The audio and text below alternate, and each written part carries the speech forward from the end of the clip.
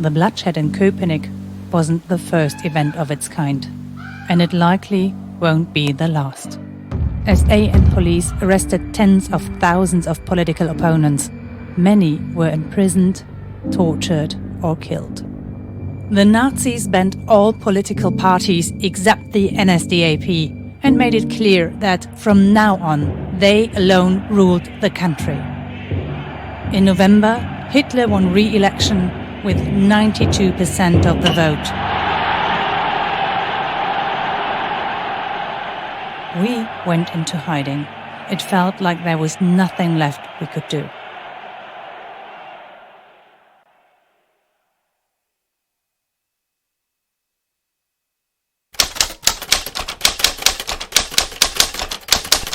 Alright YouTube, welcome back to chapter 2.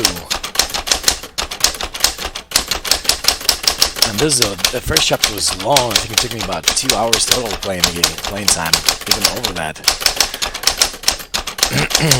Alright, after the Köpenick bloodshed, the Nazis arrested thousands of political opponents. Many were killed or injured. We went into hiding, waiting for the right opportunity to come back and fight the regime. For almost 3 long years, we waited and watched things getting worse, powerless, until that day in March 1936.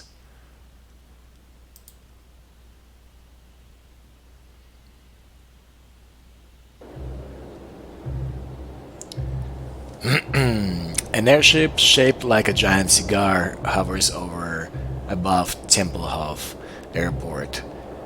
Hindenburg, the name of the former German president, is painted on the front of the hull. Hurry up, says Falklands, leading the way to the entry barriers. Is this what you want to show me, an airship? Why the rush? Are we late for something? He looks at his watch. In less than an hour, you'll be flying in this airship, he laughs. A band plays military marches, swastika flags flutter in the wind.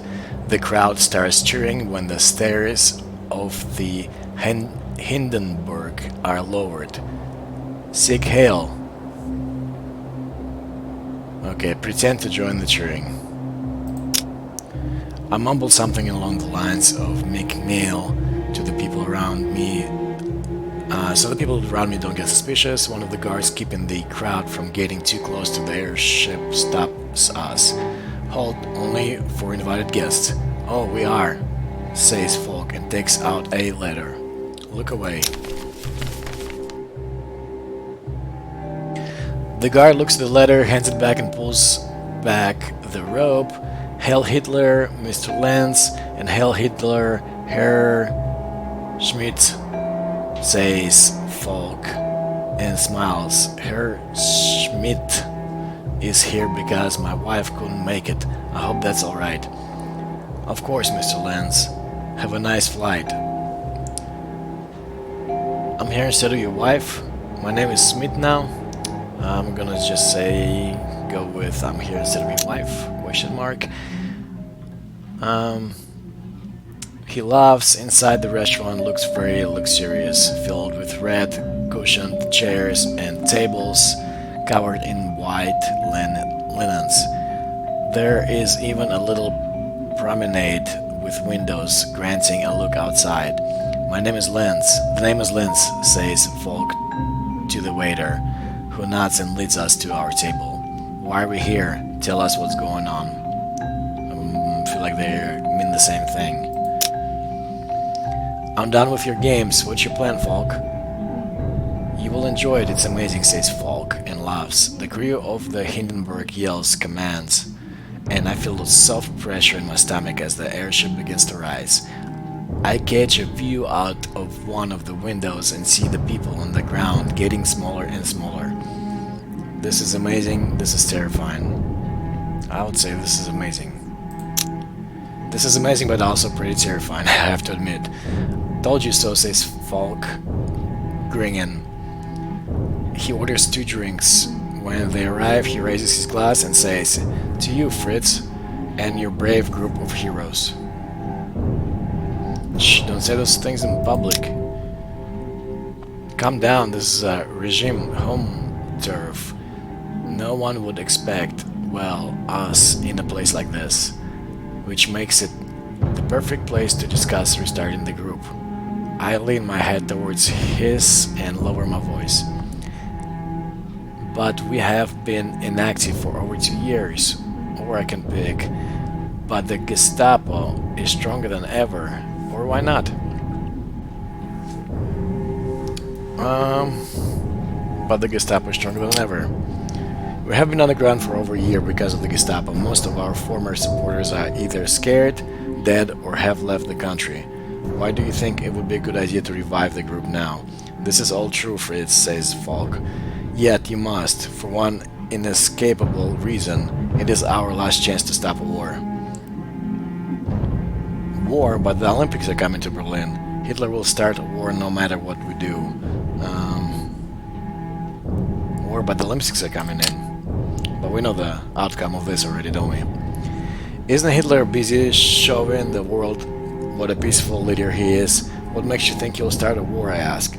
This is a very good question, says Falk, and I will answer it, but first you must excuse me for a moment. I just saw someone I need to talk to.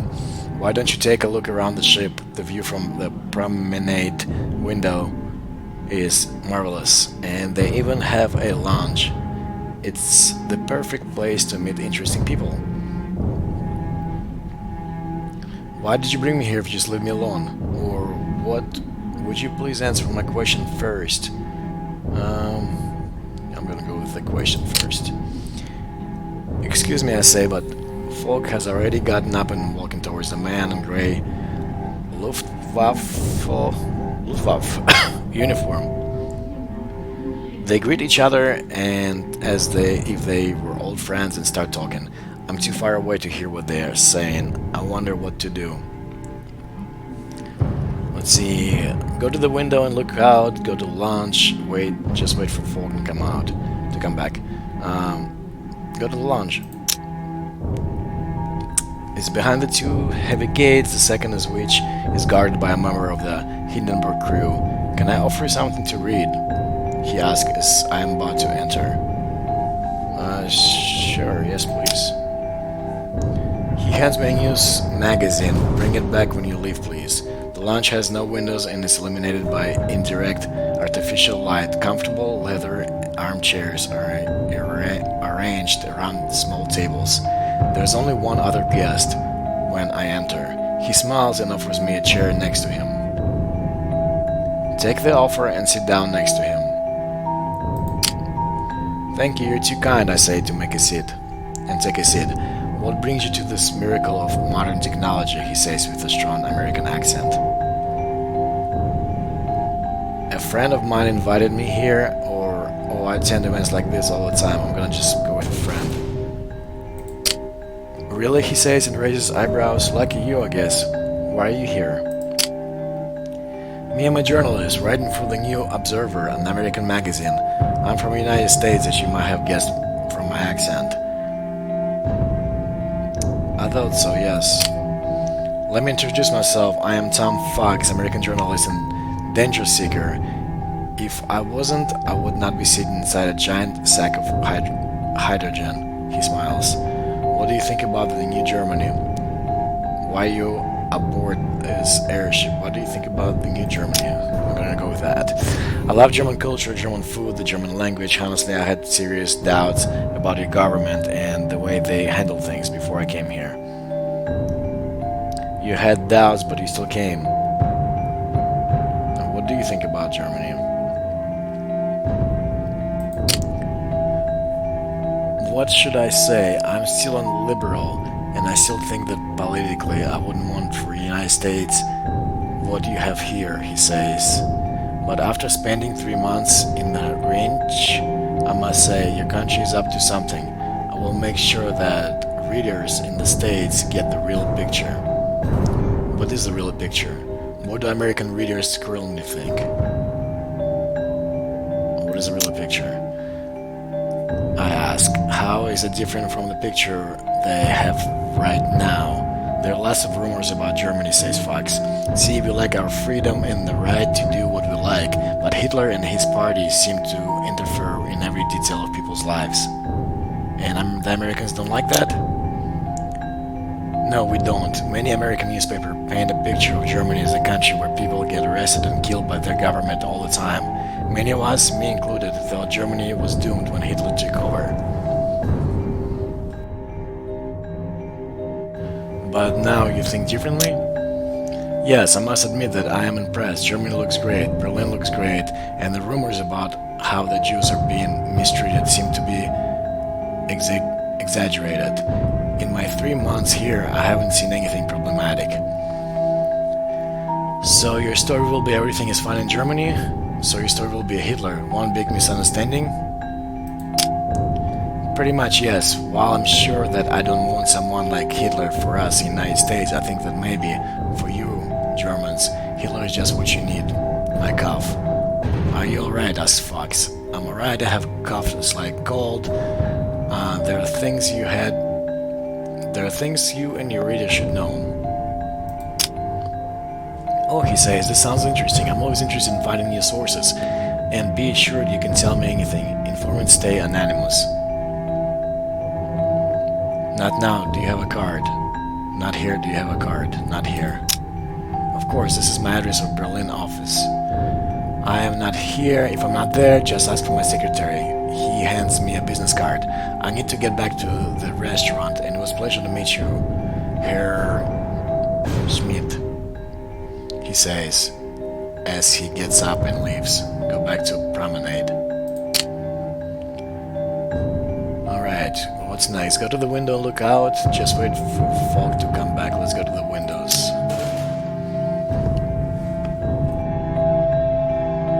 I move close to one of the promenade windows and look out. Far beneath us, I see the city of Berlin. We are so far away that I can't recognize people on the streets anymore. Even cars are hard to see. Isn't it wonderful, says an elderly woman next to me. You mean the fact that we're so high up? Or you mean the way the city looks from here? Do you mean the wonder of flight or the fact that the city looks small from here, I ask. Both, she says. Isn't this a wonderful view to see the world? I think it reflects how everything works down there. Here we are, masters and mistresses, flying above the world, and down there is everyone else, so small, so insignificant, that you can't even see them anymore. I'm not sure I understand. This is the odd way of seeing things. I'm not sure I understand. We are their lords and masters, but they don't need to know it. She breaks into high-pitched laughter and reaches out her gloved hand. My apologies, I haven't introduced myself. I'm Countess von Falkenstein. Take her hand and introduce yourself. Take her hand and introduce yourself as her Schmidt. Yeah, let's do that. Schmidt. Well, if you say so, Herr Schmidt. She says and arches an eyebrow. May I ask how come you find yourself on this fantastic vehicle? I work for the government. My friend works for the government. This is none of your business. My friend works for the government. How nice of him, she says, but her tone seems to indicate that she doesn't mean it. Hitler and his party are often proletarian in a way that disgusts me, but they know how to impress. You have to give them that. She points to a huge crowd that has assembled below to wave at the airship. You must feel pretty safe. Shouldn't you be careful with these kinds of statements? No one dares to try anything. My family has been ruling this land for centuries. We survived the French, the Great War, the Revolution, and the Republic. We will survive this too. Besides, I support the Führer. I think he is a masterful leader. What makes you think that Hitler is doing a good job? Where does your family come from? We used to have properties all over the Reach, but today only a fraction of it's left. Some factories, a few estates, and ridiculously humble villa in Wilmersdorf. I would invite you, but its simplicity would embarrass me. I understand. It is terrible, she says. If we didn't have at least a few lucrative contracts with the SS, we would have starved to death long ago. Is that why you agree with Hitler? Hitler promised to make Germany great again, and that is exactly what he is doing.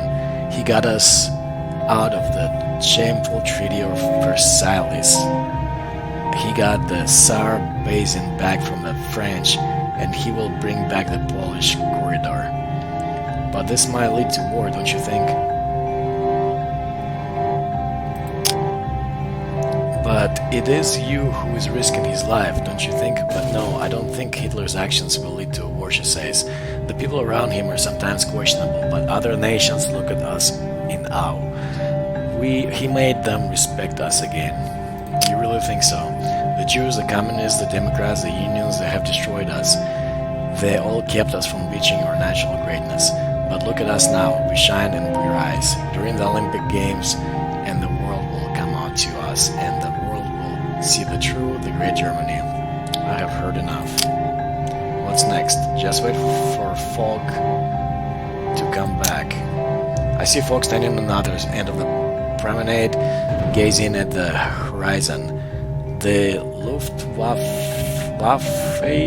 officer is nowhere to be seen. Approach folk. Do you have time to answer my question now? Of course, I'm sorry I left you alone. It was someone who might become very useful to us. I will introduce you eventually. What was it again you wanted to know? What makes you think Hitler is starting the war? How can we prevent Hitler from starting the war? Hitler wants war, just not right now. He knows the Wehrmacht isn't ready yet. He needs more time. He needs the world to think that his Reich is just like any other country. That there is no German threat. If the world thinks Hitler is harmless, will he win? Or so we must let the world know what his plans really are. If the world thinks Hitler is harmless, will he win? So we must let the world know what his plans really are. Yeah, I'm gonna go with that. That's correct, says Falk. Let's face it, it's too late to fight Nazism from the inside. Even killing Hitler won't do it. Most Germans are happily following the regime. We need help from the outside, but if the world believes Hitler is harmless, that required help won't come. How shall we convince the world? What makes you think anyone would listen to us? I asked. Nothing, says Falk. But we have to hope that they do. Otherwise, this world would see war and destruction far worse than anything it has ever experienced. End of scene.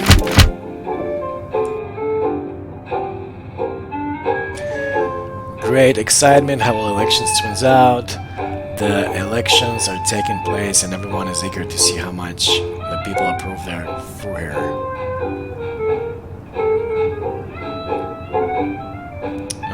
Nothing matters more than coal. Alright.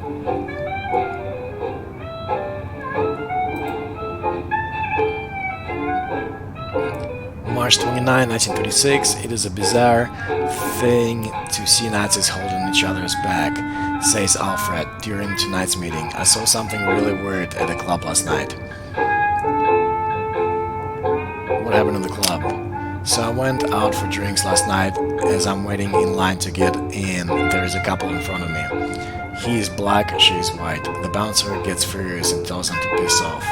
That's ugly, but not unusual, is it? Wait for it, says Alfred and continues. A policeman shows up and goes straight to the bouncer. He whispers something we can't hear. Wait, did the policeman actually make him accept the couple? So the policeman was going to help the bouncer kick them out. That's exactly what I was saying. The bouncer motioned for them to enter the club, and that was that. I think I know why that happened.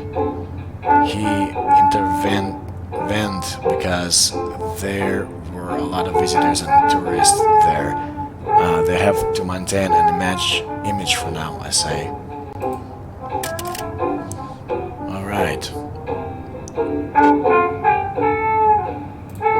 So there's 5 of us. Alright. No dots like that.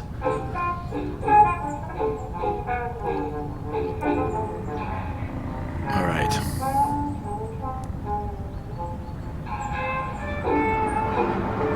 Why just collect donations is medium risk now. Weird. Okay, let's meet a businessman.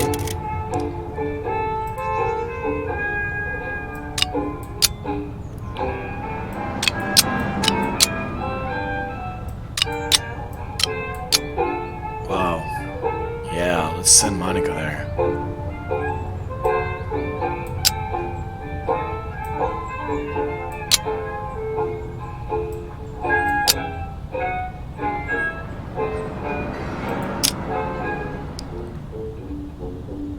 Meet a former unionist.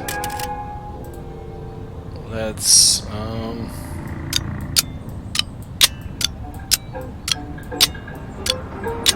yeah, let's send him Alfred.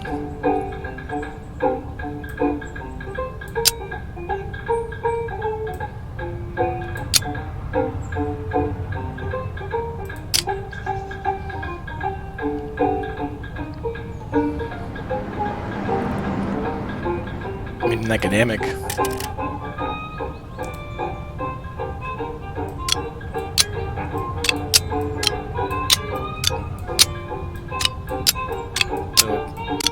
I'm gonna put Fritz in there.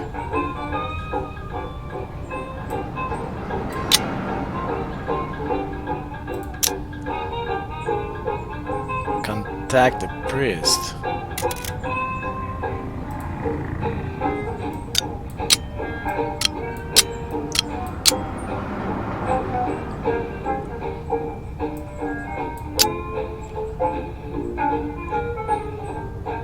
Alright, and the last one is Helen.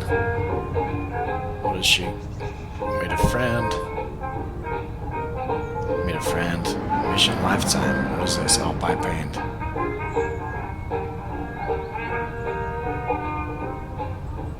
Oh, I see. The number is number of weeks this mission will be available. Okay. So we got 20 weeks.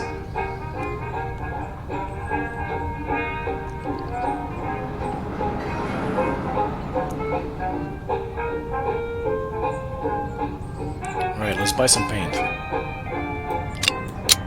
Nope, maybe not. Meet a friend?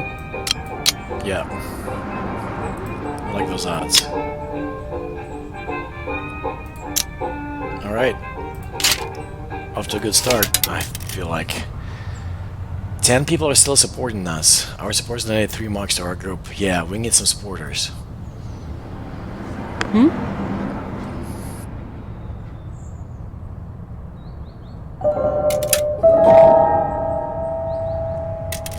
Alright, we got plus 12 supporter. Great. Alfred thinks he has been seen.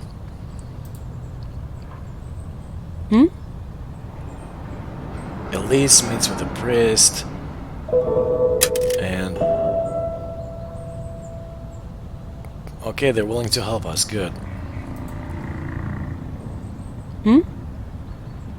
Helen meets with a friend.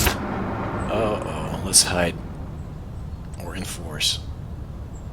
Let's enforce. See what happens.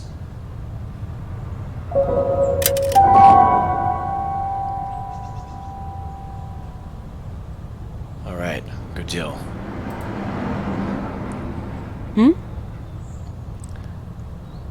Okay, Monica meets a businessman who always used to be opposed the regime.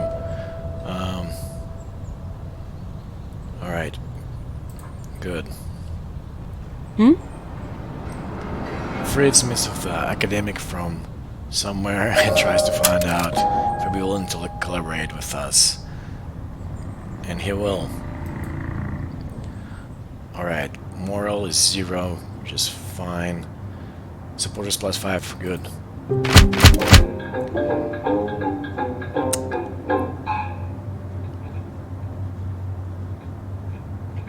From now on, school scholarships, awards and scholarships will be reserved for members of the Hitler Youth only. Well, he's taking over the Germany slowly. April 5th, 1936. During our meeting, Helen is just quietly looking at the floor. Finally, I ask her what's wrong. It's over between me and my spouse. It's over. That's sad. But you're married. Why is it over? This all seems very sudden. Did something major happen? Yeah. Yes, something major. He registered with the Nazi party. He's an official party member now. I still can't believe it. Just because Germany is doing better now, she decided to forget the Arthocities and the past and join them. I'm getting a divorce immediately. I'm sorry to hear that. End of scene.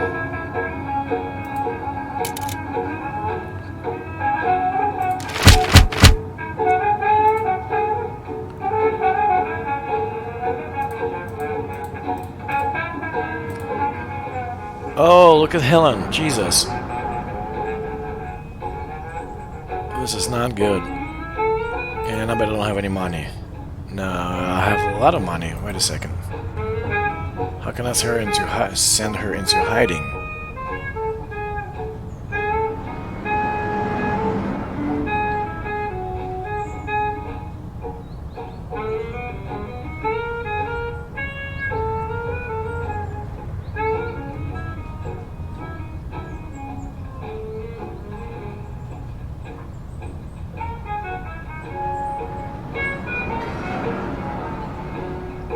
Okay, so she's gonna sit out for now. Or just do like a very low risk missions.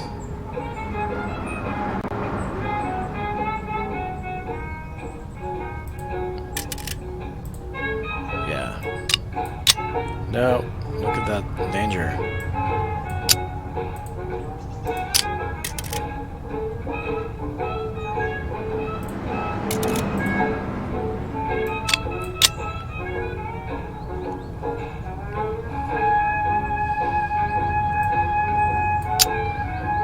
She succeeds, right? If not, I can abort the mission, I think.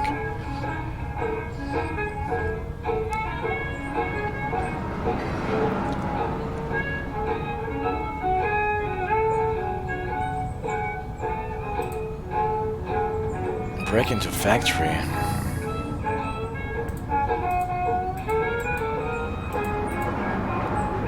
Someone's missing, I can't tell what is missing.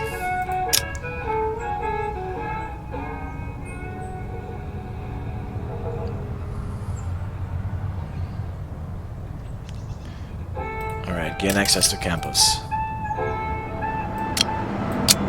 Nope. Nope. Maybe? No. Okay. Yep, let's do that. Meet a friend. Talk to Christian community. Talk to workers.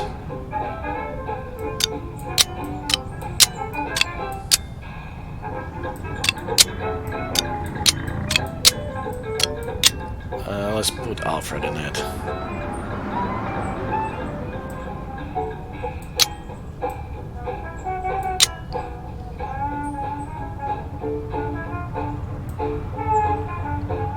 Alright, we'll add intel.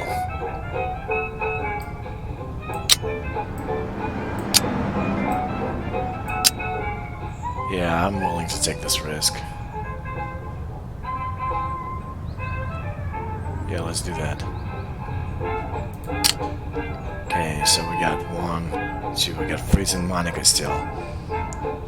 Talk to Christian community. I could do it, or Monica. Let's do Fritz. Intel.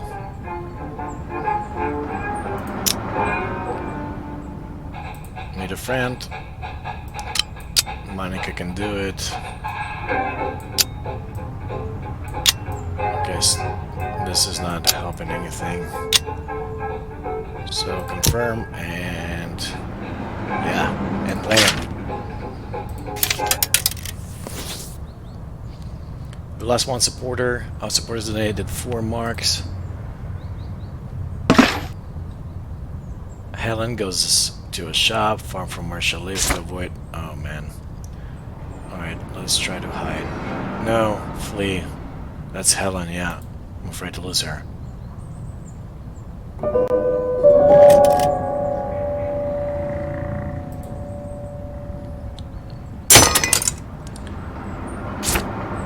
Oh man, alright, hide.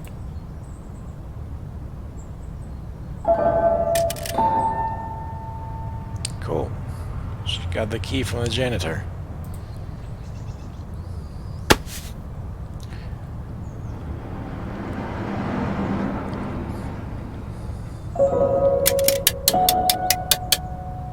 Alright, we gained 9 supporters. This was a good one.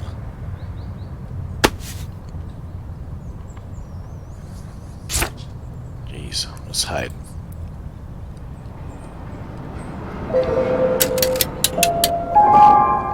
Okay.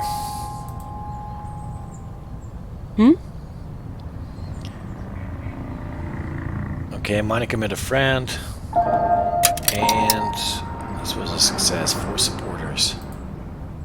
Okay, so we got 18 supporters. Coup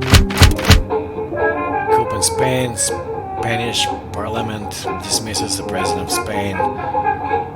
German airship returns to Friedrichshafen from its first trip to South America. Alright, Jews banned from becoming interpreters. April 12, 1936, I feel betrayed by my own mother, says Monica during our meeting. Why do you feel betrayed? Did two of you have a fight? That's not exactly it, she says. There was a group of us outside watching a motion picture show about the Nuremberg rally. In their excitement, the whole group did the Nazi salute, and my mother joined in.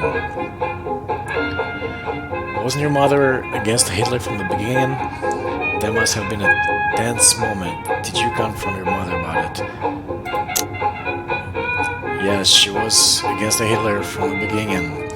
Back when Hitler was appointed, my mother hates him. She was absolutely against the Nazis. Now I see her doing the Sieg Heil, and I had to say something once we were alone night again. I asked her, how could you salute that tyrant? How did your mom respond? Now that things are better in Germany, she says that maybe she was wrong before, and now that the worst parts of the Nazis regime have cooled down, the Berlin is enjoying the world's attention, and it's so wrong to feel some pride. How can we convince our friends and family that the danger is still there? That is the challenge we're facing now, I say.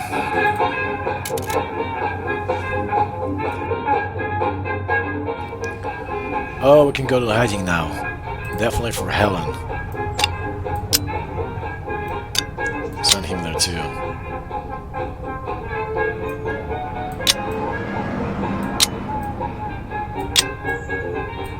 Alright, confirm.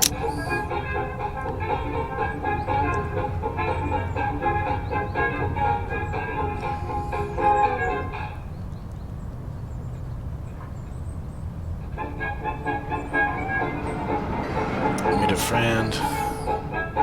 Collect donations. Why is this medium? I don't understand this. We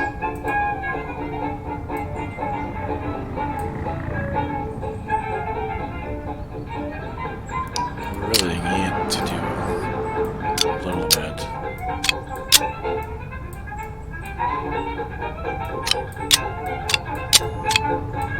Oh, perfect. Monica, you're good at that. I'm gonna give you a bicycle to level the danger.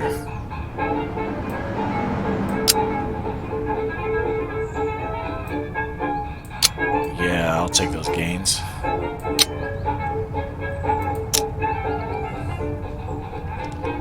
don't have any paint.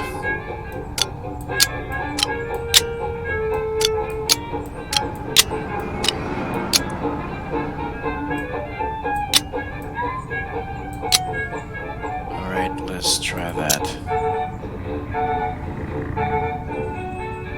Collect donations waiting.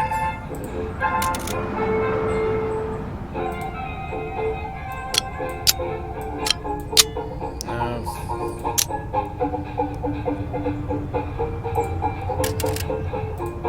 Mission like talk to workers.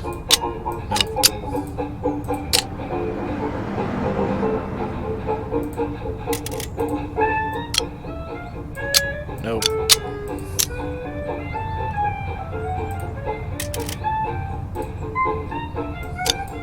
Nope.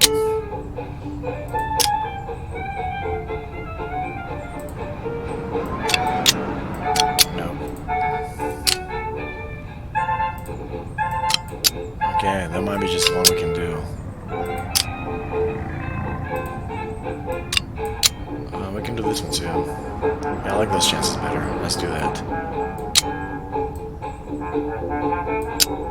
Yeah. There we go.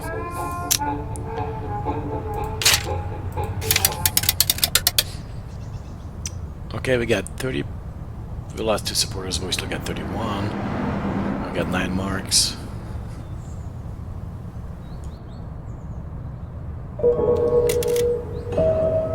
Alright. Danger went down.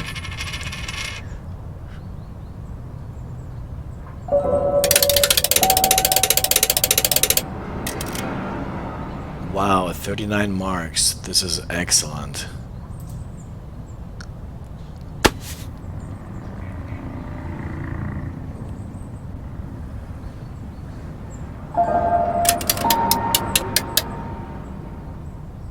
Eight support is great.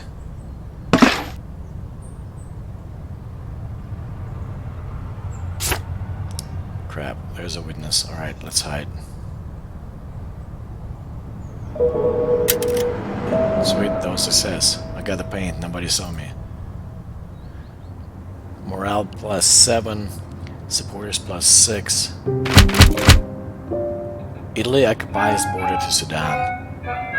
Low sales of music records, labor rights in Poland. 2 workers are killed during the fight between police and demonstrators in Lviv. Record sales have been declining for years. Prices are 50% lower than in 1930s. The record industry is calling on the state of intervention.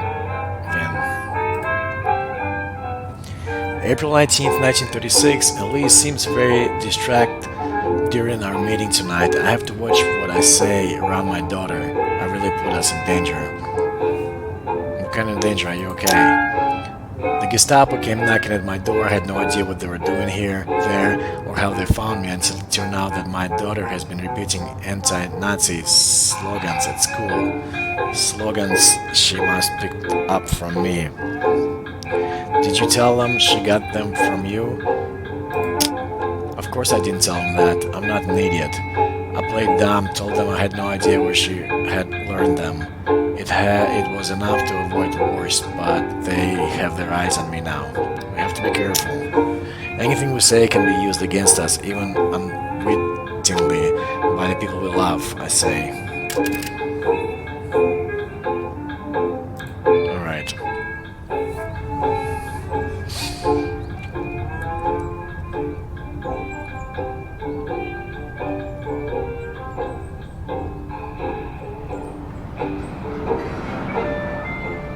Smuggle books, gain access to quarry.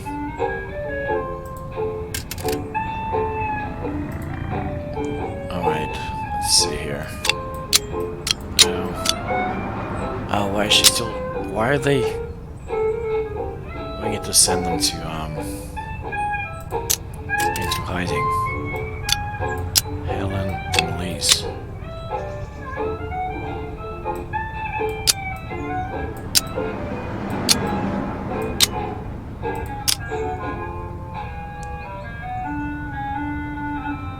Okay, now I can't even... Yeah, I have to wait till I come back. Which is fine.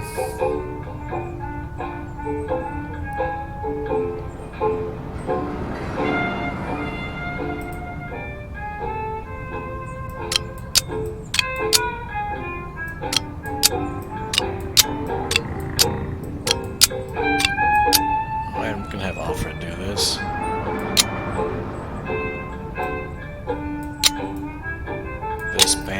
doing us any good.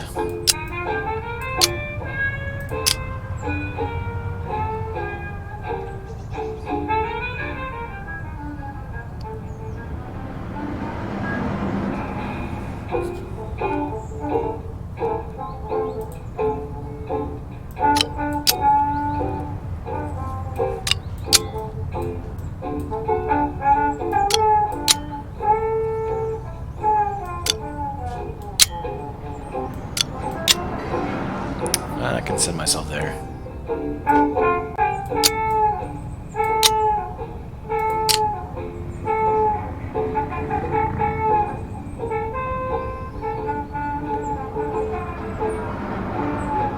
Oh, I can collect donations now. Yeah.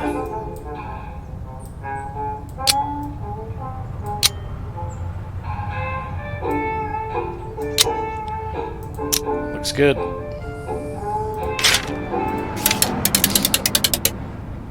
The last 2 people, 37 still supporting us. Our supporters donated 11 marks. See what we got. Alright, I made some friends. Good work, Fritz. 4 supporters.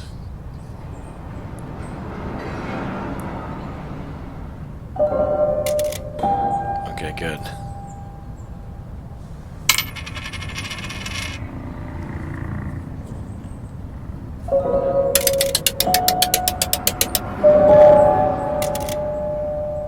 $16 marks. Sweet.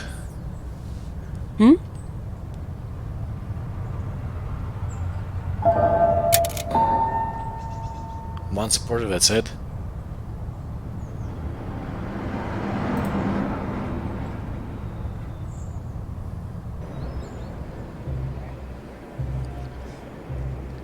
Hildegard is wearing her best dress and is holding a bouquet of flowers when I run into her in the front of our building. We have been neighbors for years. As a single unmarried mother, she hasn't had it easy, so I'll help her from time to time. I was hoping I would see you today, she says and walks straight towards me. Why were you hoping to see me? Good to see you. Good to see you. Today is a big day, she says. What is happening today, besides Hitler's birthday? Hermann is joining the John Volk today. He is becoming a member of the German youngsters in the Hitler Youth. On the Führer's birthday, the inaugural ceremony is a part of the birthday celebration. Do you have any idea how proud I am. You must be very proud, or why is this something that makes you proud? Yeah. I am sure he will make a career there. He's such a hard-working boy, she says. Congrats, he really sounds like a great boy, or aren't you worried about him being indoctrinated? What do you mean? It's the Hitler's Youth. What could possibly be wrong about that? Listen, there is something I wanted to ask you, I sigh. What can I do to help? Would you join me for the inaugural ceremony? I know it's a lot to ask, but the person who was supposed to join me can't, and I thought it would be nicer not to show up alone. I will come. I'm a good neighbor. Thanks so much, she smiles. We need to hurry a little bit. The event starts at 4 p.m. Then let's hurry. We take the train to Unter den Linden. The magnificent promenade is decorated with flags and banners in Hitler's honor. The Führer gazes down at us from wall drawings and stares directly at us from busts and paintings inside the shop windows we pass. Isn't it wonderful how beautifully they have decorated the city, says Hildegard. It is quite beautiful, really. Or I can pick, it's a bit too much. Alright, let's do the beautiful. Play along. I'm happy we can spend this day and attend this wonderful event together. I knew you were a good person and loyal to the Rig and Führer, no matter what people say. What is it that people say about me? Oh, you know, because of your past and what you were doing before Führer took over. But as I always say, the past is past and now it's now, she says. Here we are. She points out at the tier garden. On a huge plaza inside the park, the crowd of hundreds of young boys gathers, all wearing the uniform of the young folk. Look, she says, and hastens her steps. There are the manholes. She moves directly to a family standing a little farther away. Follow her. The Manholts live in our building. They have 2 kids. The boy just started school and the girl is 2 or 3 years old. I can't recall children's names. Klaus, shouts the father when we approach. You stop complaining now or we will leave immediately. You hear me? Klaus is crying. Is everything alright with Klaus? Hello there, neighbor, says Mr. Manholt. Sorry you have to witness this cruel father abusing his poor son, he laughs. What's the problem? He wants to see the Führer, even though he isn't here yet. How do you know that? Says Klaus. You're not looking for him properly. We'll miss him. What a cute boy, says Hildegard. Of course you want to see the Führer, but your father is right. He isn't here yet. Otherwise, we would know. Trust me, one can feel the presence of the Führer. Have you met Hitler before? I'm sure your father is right. Have you met Hitler before? A band begins to play a march. When they're done, the voice of Baldur van Schirach is the dedicated national youth leader, starts to boom over the microphone. My Führer, my comrades, we're once again gathered together to experience this proud and happy moment, says Van Schirach. It's the Führer. The Führer is speaking, yells Klaus. It's not him. Let Papa Manholt deal with Klaus.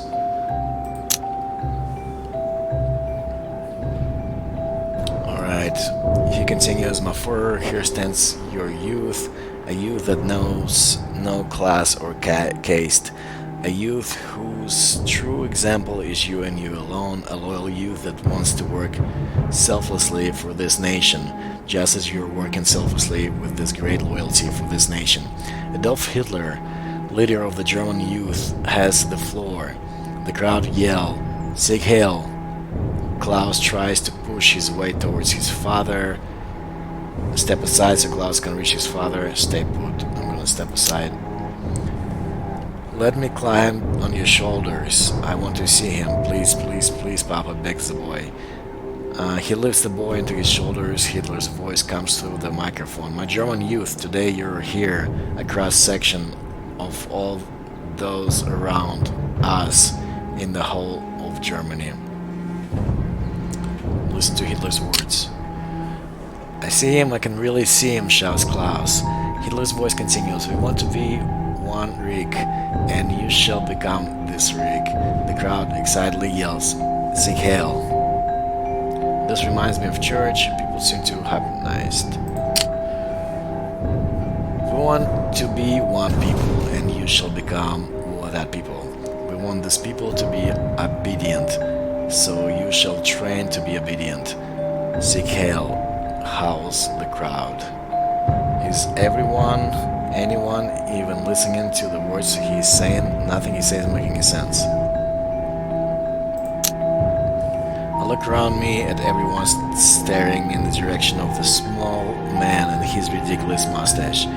Hildegard's eyes are glowing, her cheeks red with excitement. It's like each person experiencing a revelation. It's time to leave this creepy ceremony, or I want to know what is going to happen next. Let's just stay for the party. Alright, the ceremony begins and the little boys take the Hitler oath. They swear to be loyal to their Führer, to always honor his words and to die for him if necessary. These children have been indoctrinated, but what about their parents? How can all these people fall from this obvious grade? Finally, the ceremony is over. Everyone is quiet and emotionally touched by the weight of the day's event. The crowd moves towards the street where the parade in honor of Hitler's birthday will take place. Let's follow the crowd. The wide street of sea of flags, military vehicles, trucks, and tanks drive by, marching music plays, and the crowd of the sidewalks excitedly yells, "Hail!" I saw him, I saw the Führer. Did you see him too, Herr Gruner? Asks Klaus. Yes, I saw Hitler, heard him too. Or, I'm afraid not, he was too far away, and I am too small. Yes, I saw him and I heard him too. Alright, we meet another couple from the neighborhood. Mrs. Whisker mentions her excitement about being so close to the Führer. Such a great man, she says repeatedly. We never regretted not having children, but now I wish we could have given a son to the Führer. Isn't that right, Manfred? Her husband nods. Congrats on meeting this great man, or what is it you like the most about him? Yeah, let's go with that. What he did for us, for Germany, for us, the people. We were lost, and he saved us from darkness, guilt, and shame. He led us to the light. Adolf Hitler is our savior, says Mrs. Fischer. Hildegard nods her head vigorously in agreement. There it is again, I think. This has become religion for these people. More tanks roll by in what seems to be infinite stream of military hardware. Talk to Mr. Fischer. Look at this power, these machines, these weapons, this man. We're back. The world has reckoned with Germany again. And all of this without a war. He's a diplomatic genius. Should I disagree? Let's disagree. More tanks roll by in what seems to be infinite stream of military hardware. Talk to the manholes. So what do you say to all this? I ask them, who has been quiet for the last hour. I point out the parading soldiers and tanks. I don't know how he lowers his voice, so that Hildegard and the Fischers don't hear him. From my experience, those who build so many weapons usually want to use them at some point. That's what I think too. More tanks roll by in what seems to be an infinite stream of military hardware. I go home. The streets are empty when I walk back home, still dazed by the experience of the day. Those people, they seem willing to do anything for the leader, willing to sacrifice their lives, their children even. And I wonder, is it right to fight against the beliefs of all these people? Do we stand a chance if the majority of Germans willingly accept Hitler as their leader?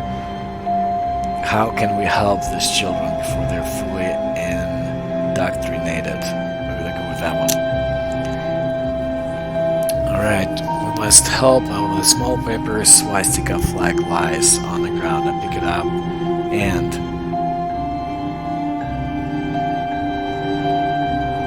throw it in the trash.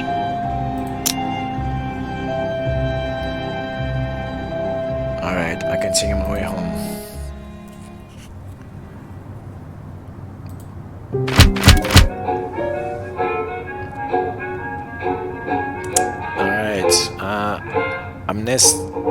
Amnesty for NS offenders. Official celebration of Adolf Hitler's birthday taking place all over the Reich. League of Nations sends appeal to Italy. League of Nations regrets the attempt of reconciliation between Abyssinia and Italy being unsuccessful. April 26, 1936, you guys, after Alfred Kaufmann at our meeting. Oh, says Alfred at our meeting. Did any of you notice that the tabloid Der Stürmer? You can't find it anywhere? Exactly, he replies. Hannah snorts. Not like we're missing out on anything. It's nothing but propaganda and racist garbage. I think this might be the reason you can't find it.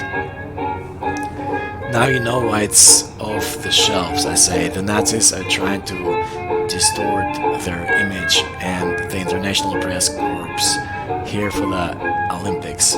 I'm torn, says Alfred. I'm glad that trash has been pulled. Yet it might help the Nazis look better.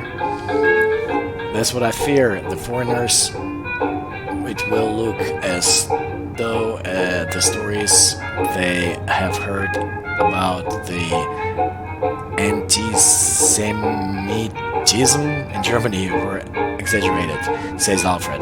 We need to let the world know the truth. We should be glad this gone. We need to let the world know the truth. Well, I say it's on us to get the truth out.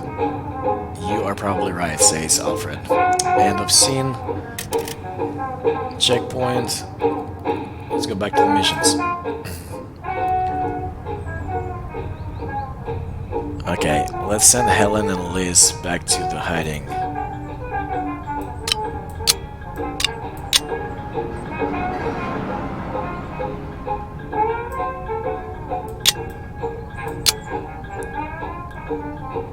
Might as well send Monica too.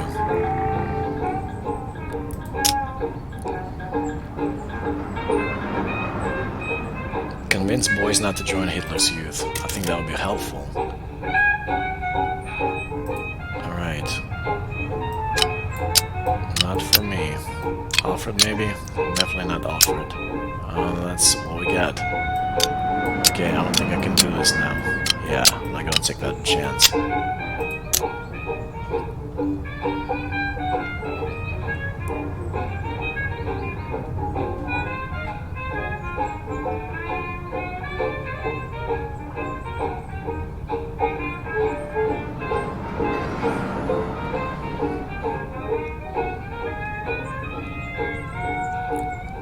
Alright, let's connect the nations.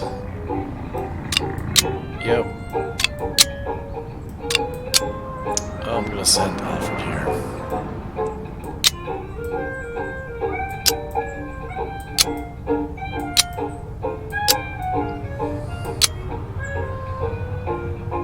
Yeah, let's do that.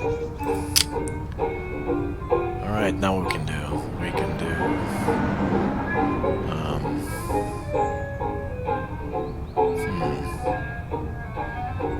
Recruit more people, maybe supporters? Yeah, 42 only.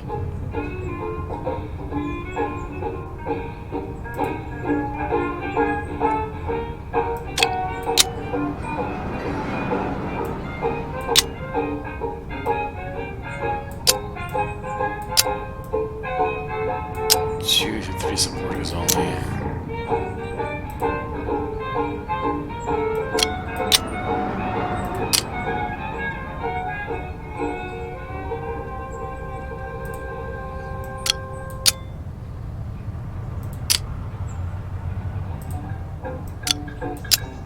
Alright, this is a little better, 47.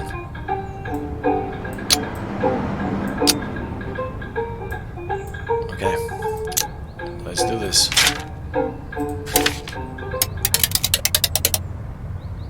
Alright, last two supporters, we still got 40, donated 12 marks.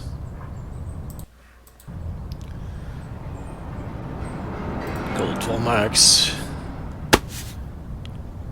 Fritz meets with people from Christian community.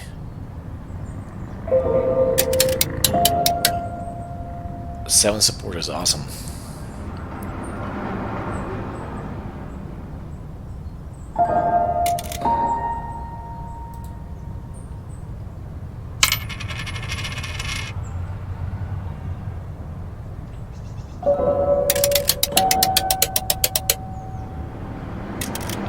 Marks. Alright, so total morale we got 5 and supporters we got 5 total. Alright, the enemies of the state are not only communists, Jews and Freemasons, but also church officials who express themselves politically. From now on, every bride and groom get a free copy of Hitler's book. At noon, the state ceremony takes place in Berlin's Lustgarten.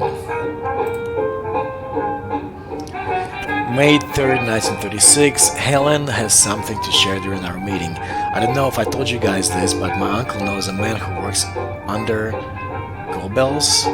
They had dinner together recently and I heard about it. You have inside information about Goebbels, or does your uncle know you're with the resistance? Let's go with the first one.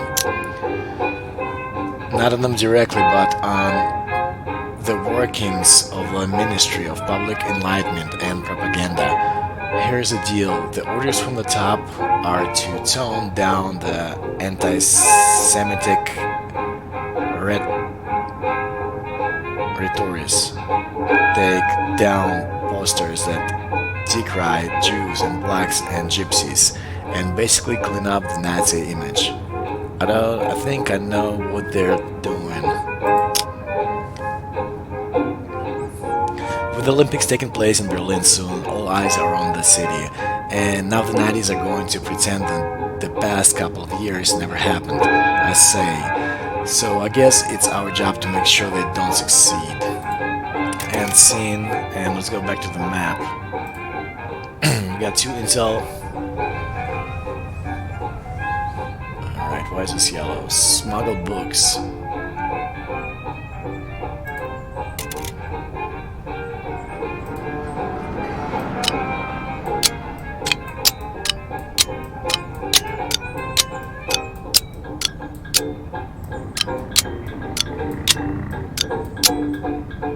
This is gonna be a tough one.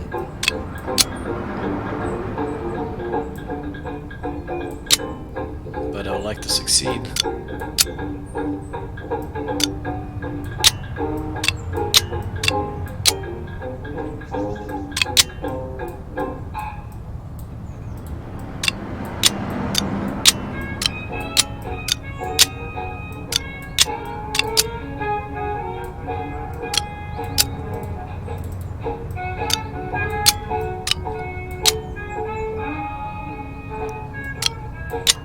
Alright. Let's try that.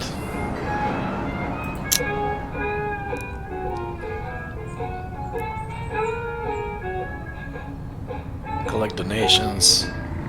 Talk to workers. We got 47 supporters, getting better. It's still in yellow though, I'd like to see it in green. Oh, this one, that's right. No. Man, this one is hard.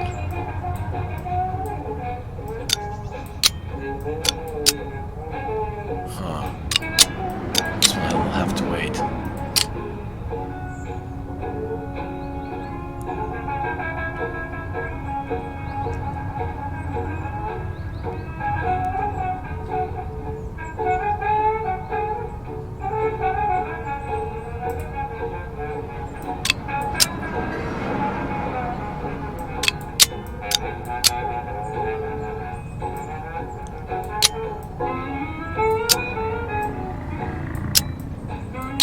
Alright, I like this.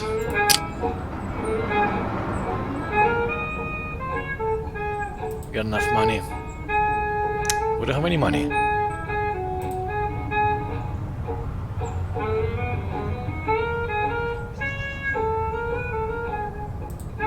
Collect donations.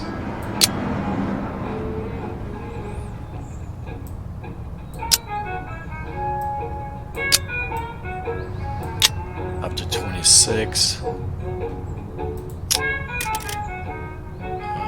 about this one? 36. Yeah, I like this better.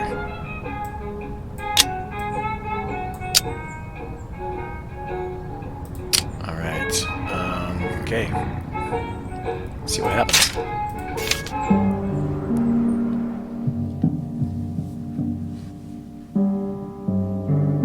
I meet with Joachim at the cafe where we used to go when the times were better, before Hitler took over, before Joachim was arrested by the Gestapo in 1933. I look at the people sitting outside the cafe, but Joachim is not among them.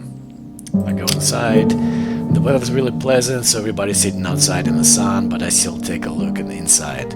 At first glance, there's no Joachim. Only an old man sitting alone in the corner. Go back out. Fritz, somebody calls my name. I turn around. Yes, I ask, and then I see him. The man I took for an old man is Joachim. He looks very different now than last time I saw him. His full head of hair is gone. His face is sunken. He has dark circles around his eyes. We hug. How are you? You have no idea how it was, says Joachim. I still can't believe I am out. When I wake up in the morning, I expect the guards to be standing over me. It's good to be back. Would you like to talk about it? Would you like to talk about it? No, at least not now. I would like to forget it for now.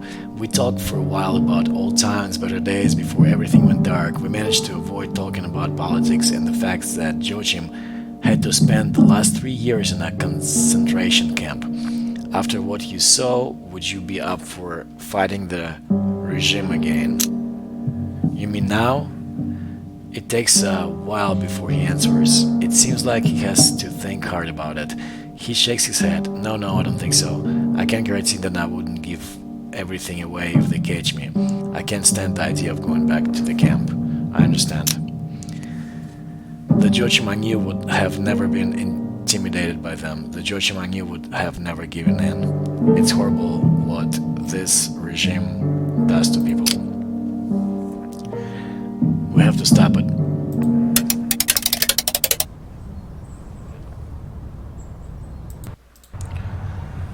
Alright, our supporters donated 14 marks. We lost 2 supporters.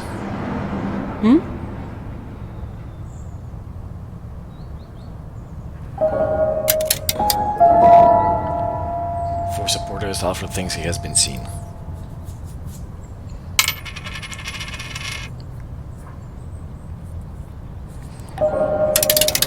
Donations 31, sweet.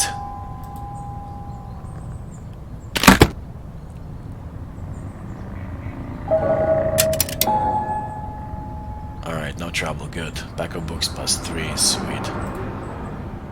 Alright, we got 2 supporters this week and 2 morale.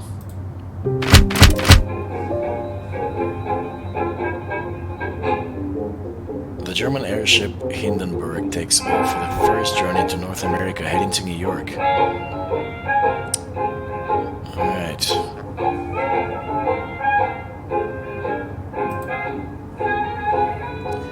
May 10th, 1936, just before the meeting, Elise takes me aside and tells me she believes Alfred is working with the Gestapo and is snitching on the group. Uh-oh.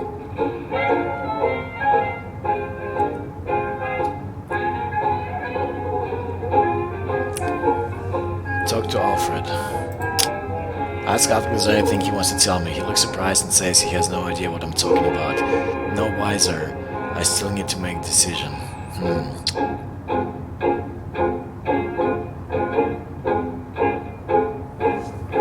I don't know who to believe.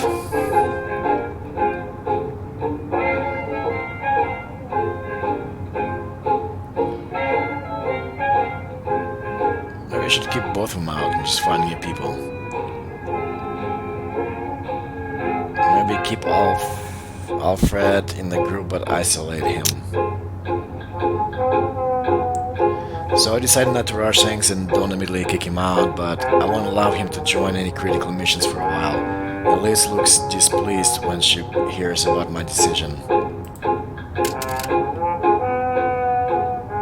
Well, sorry to hear that.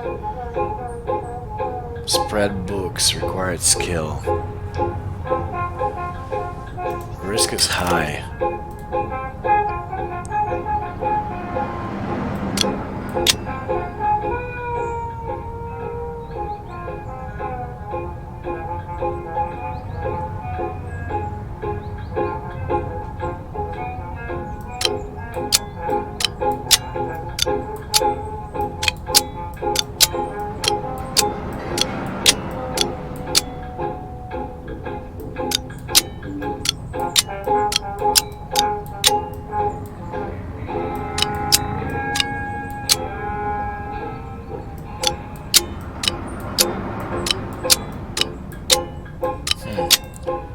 So it looks like Fritz will be good, and this person maybe.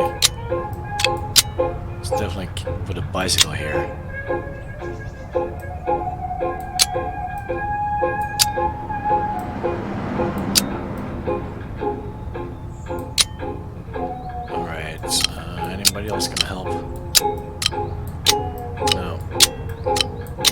money again.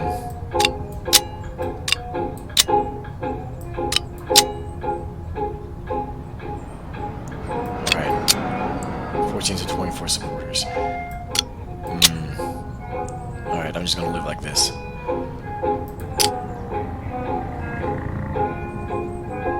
Helen willing is to go into hiding. She's okay for now. Observe essay activities. Risk is low. Alright.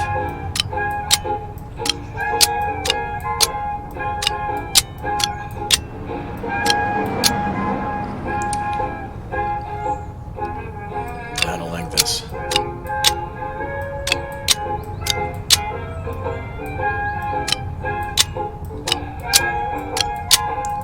Skip that for now.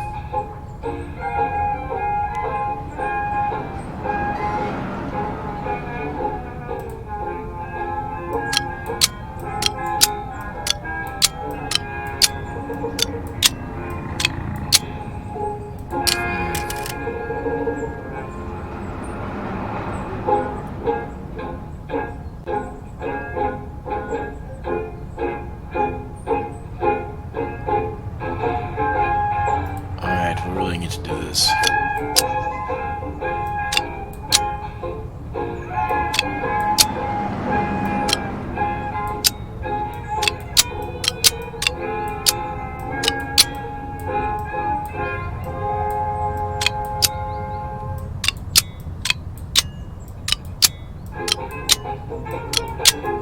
Okay, Alfred can do this one.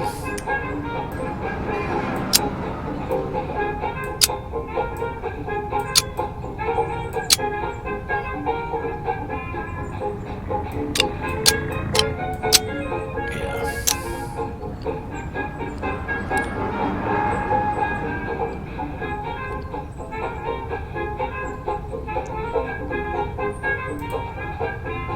5 marks. Right, we need to ask for donations.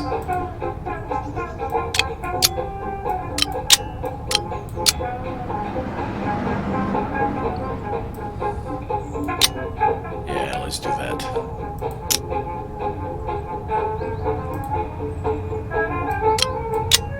Oh, I don't like this. No, no, no. Nope.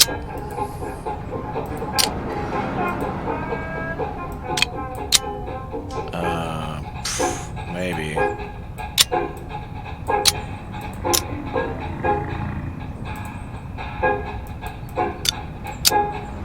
Yeah, we're doing this one.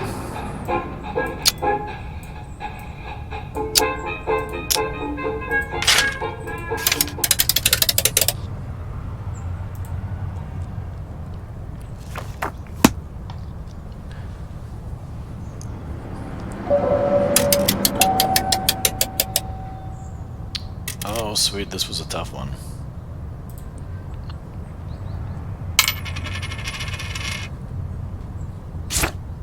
Uh-oh. Let's hide.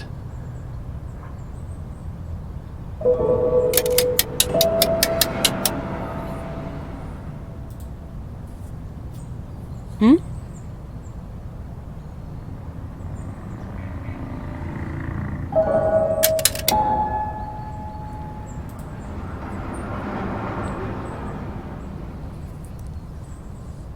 This one is important too. He succeeded.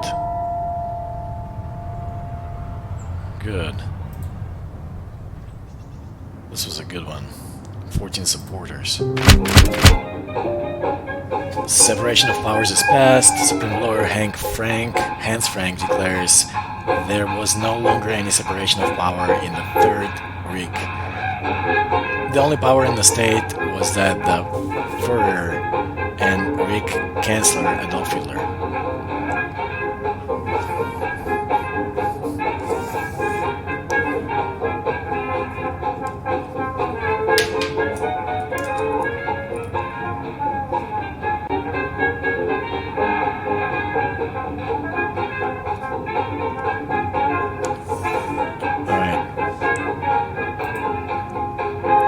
May 1936, Monica begins our meeting by asking for advice. My son is only 12 and a member of the Hitler Youth. Of course, I don't want him in that terrible group. Alright, you probably can't pull your son out of the Hitler's Youth without arousing suspicion. What does he think of it? That's exactly what I'm afraid of, she says. It's awful. I think he really likes it. He's making friends there and they're working very hard together on a zone in the march for the Olympics. She shakes her head. What do I do? Keep him out or let him stay? Don't risk the attention of the Gestapo. He's still your son. You can raise him right and just in spite of this. Don't give the Gestapo a reason to knock on our doors. Alright, checkpoint. Oh, what is this? Still a SA uniform. Extremely hard.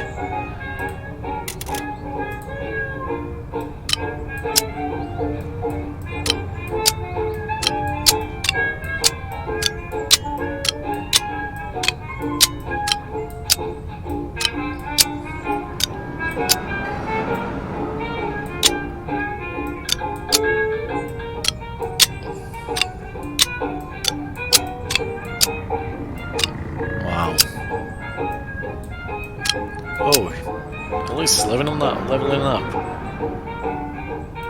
Well, hang on. Let's see what we need. Can we go back? Oh, are you serious? I cannot go back? Okay.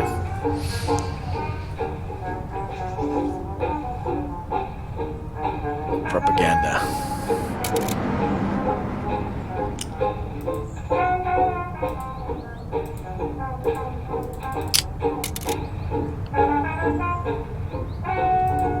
I'm not sure what just happened. Okay. What else is new here? Made a friend, made an official, buy paint.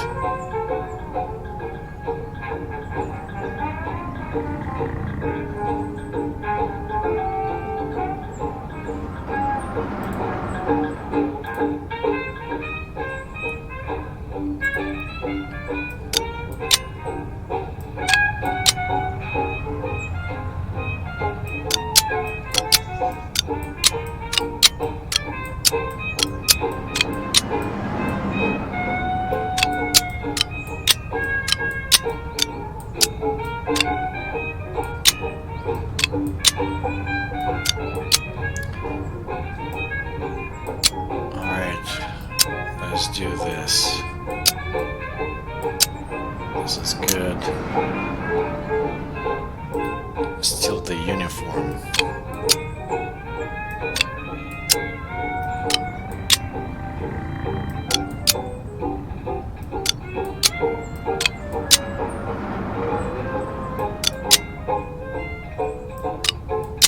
Oh, this is really risky.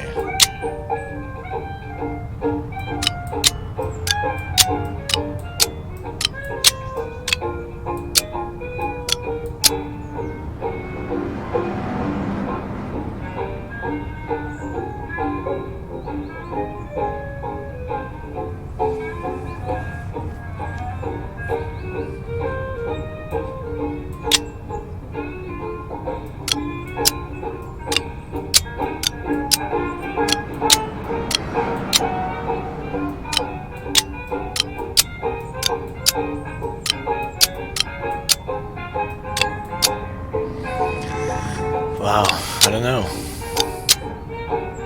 I would just send 2 people required. Let's just do this. Try that out.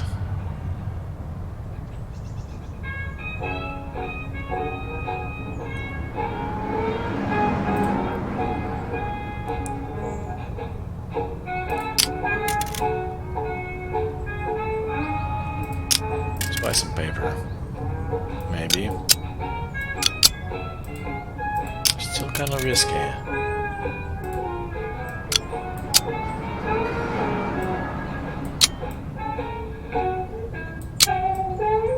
Alright.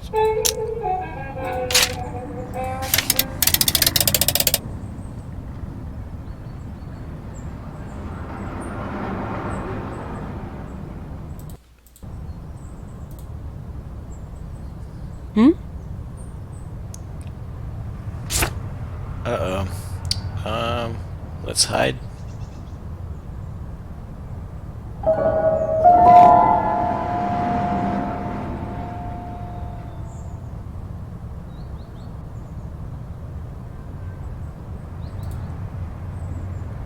Hmm?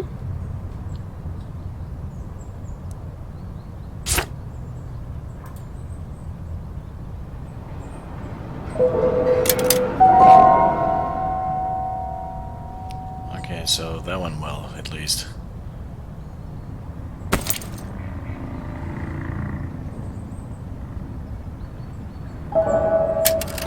Oh, this one was a hard one. We got the uniform, that's good.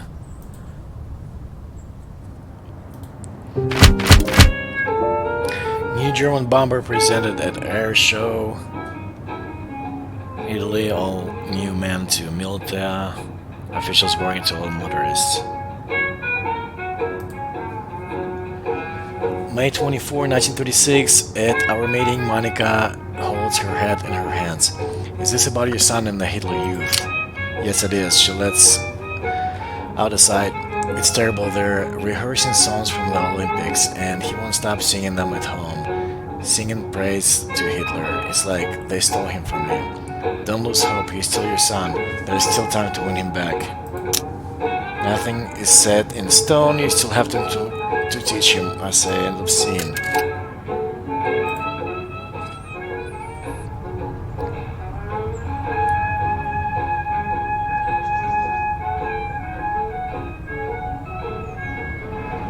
Go dancing.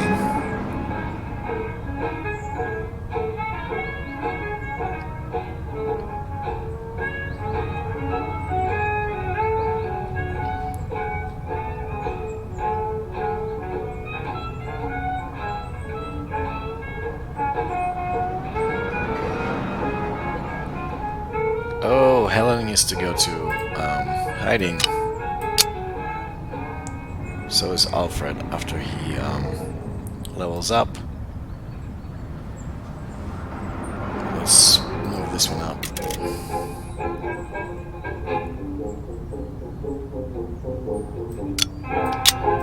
Alright.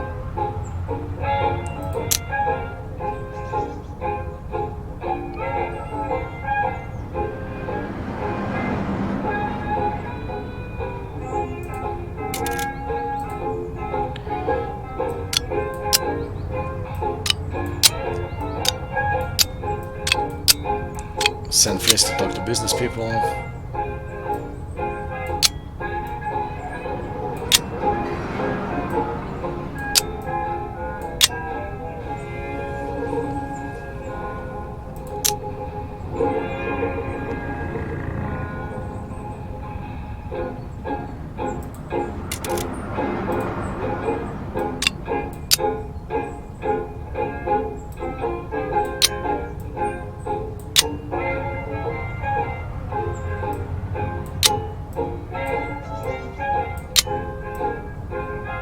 Well, we might as well use this, right, since we have it.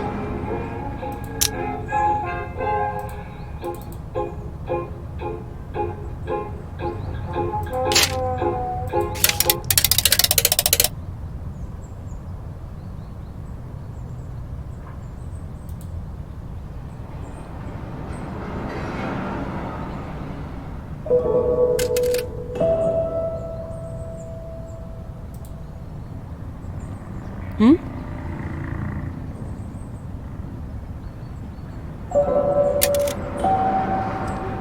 Just one supporter? Oh, we got the SA uniform, cool. Ah, no, we just got it back, right?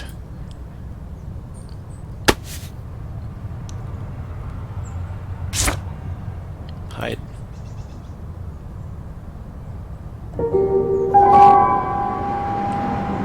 That sucks. Act and unite. Hitler Youth is subject to general admission ban until April 20th, 37 because its member goal has already been reached. While 1.6 million Germans wish to buy a car, only 800,000 are available in the RIC. May 31st, 1936, when I enter the meeting room, I see Alfred quickly putting something in his bag. Confront him. What are you doing? I ask. Nothing, says Alfred. Insist.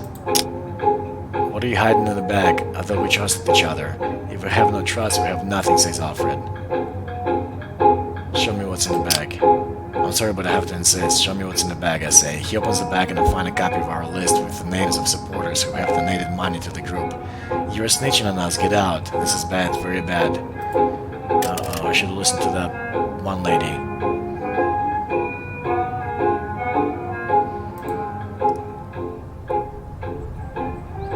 Alright, can we recruit more people?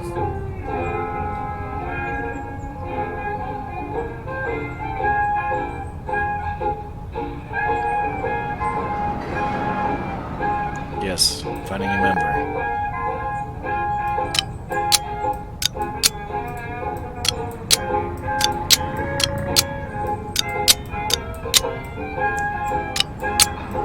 Let Elise go.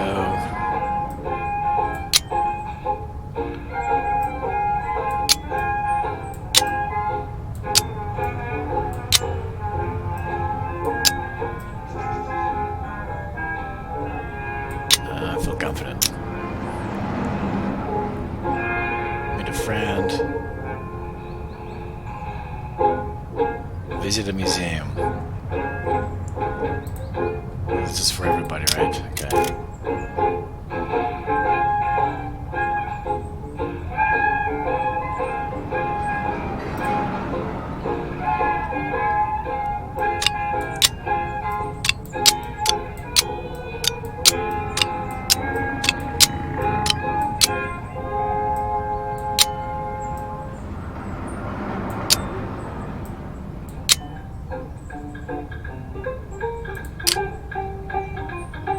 Now we got two more.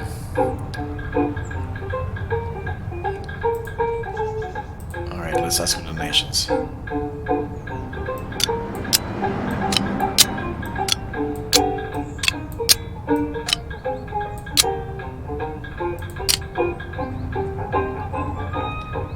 And collect donations from here too. Yeah. Oh, this is kind of dangerous though. Alright, let's do it. Let's see what happens.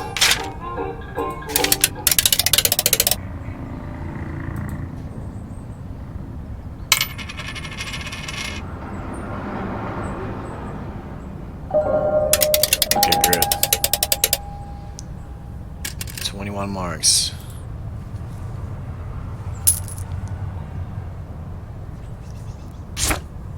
Oops. Let's hide. No good.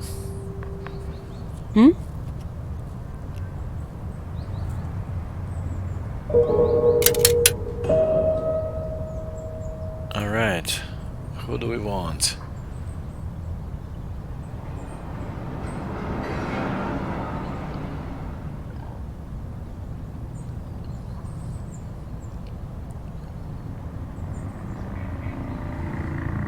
Let's pick Julianne.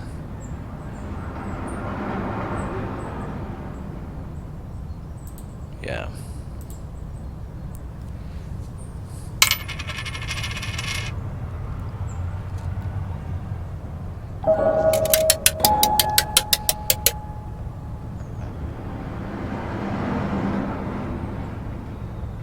Excellent.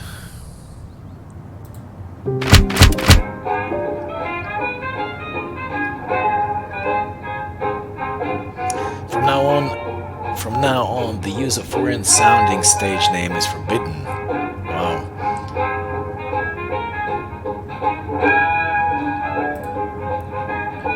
June 7, 1936, Helen speaks up in our meeting. Have you heard what they're doing with Olympics flame? It's quite incredible. Relay runners will carry the flame all the way from Greece to Berlin.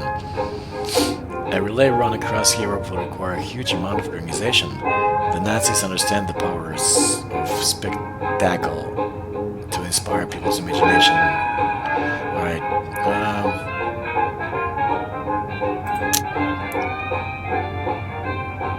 what are we missing. The Nazis are using this ceremony to demonstrate that the Third Reich is the true inheritor of European heritage. They're symbolizing themselves as the pinnacle of Aryan culture. Of course, the Nazis want to equate themselves with the ancient Greeks. We're up against a huge propaganda machine. We have to show the world what lies beneath this ostensibly heroic facade.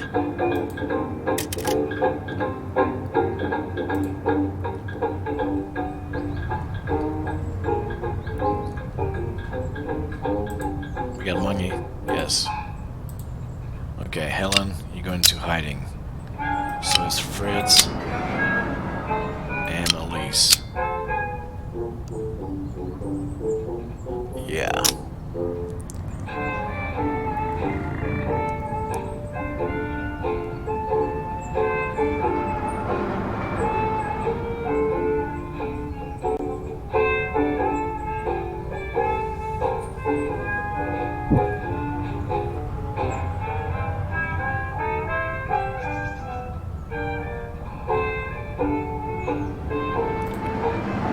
Alright, let's try to recruit some more people.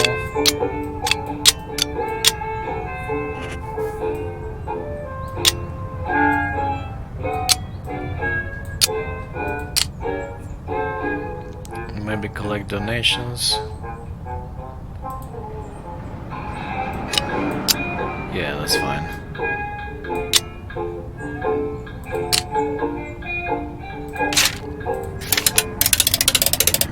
We lost 3 supporters, and out of the rest supporters donated 16 marks to our group.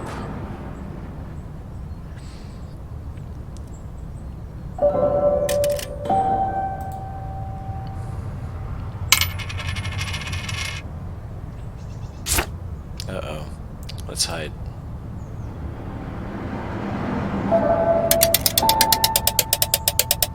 Alright, this worked out.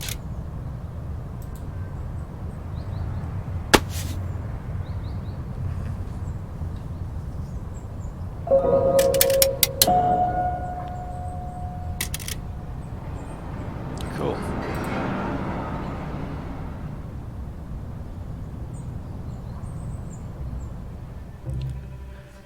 Through the train window I can see the landscape rushing by, mountains, forests, villages and cities. I haven't left the country in years. Oh Germany, how much have you changed? Oh Germany, what have they done to you? Let's do with the change.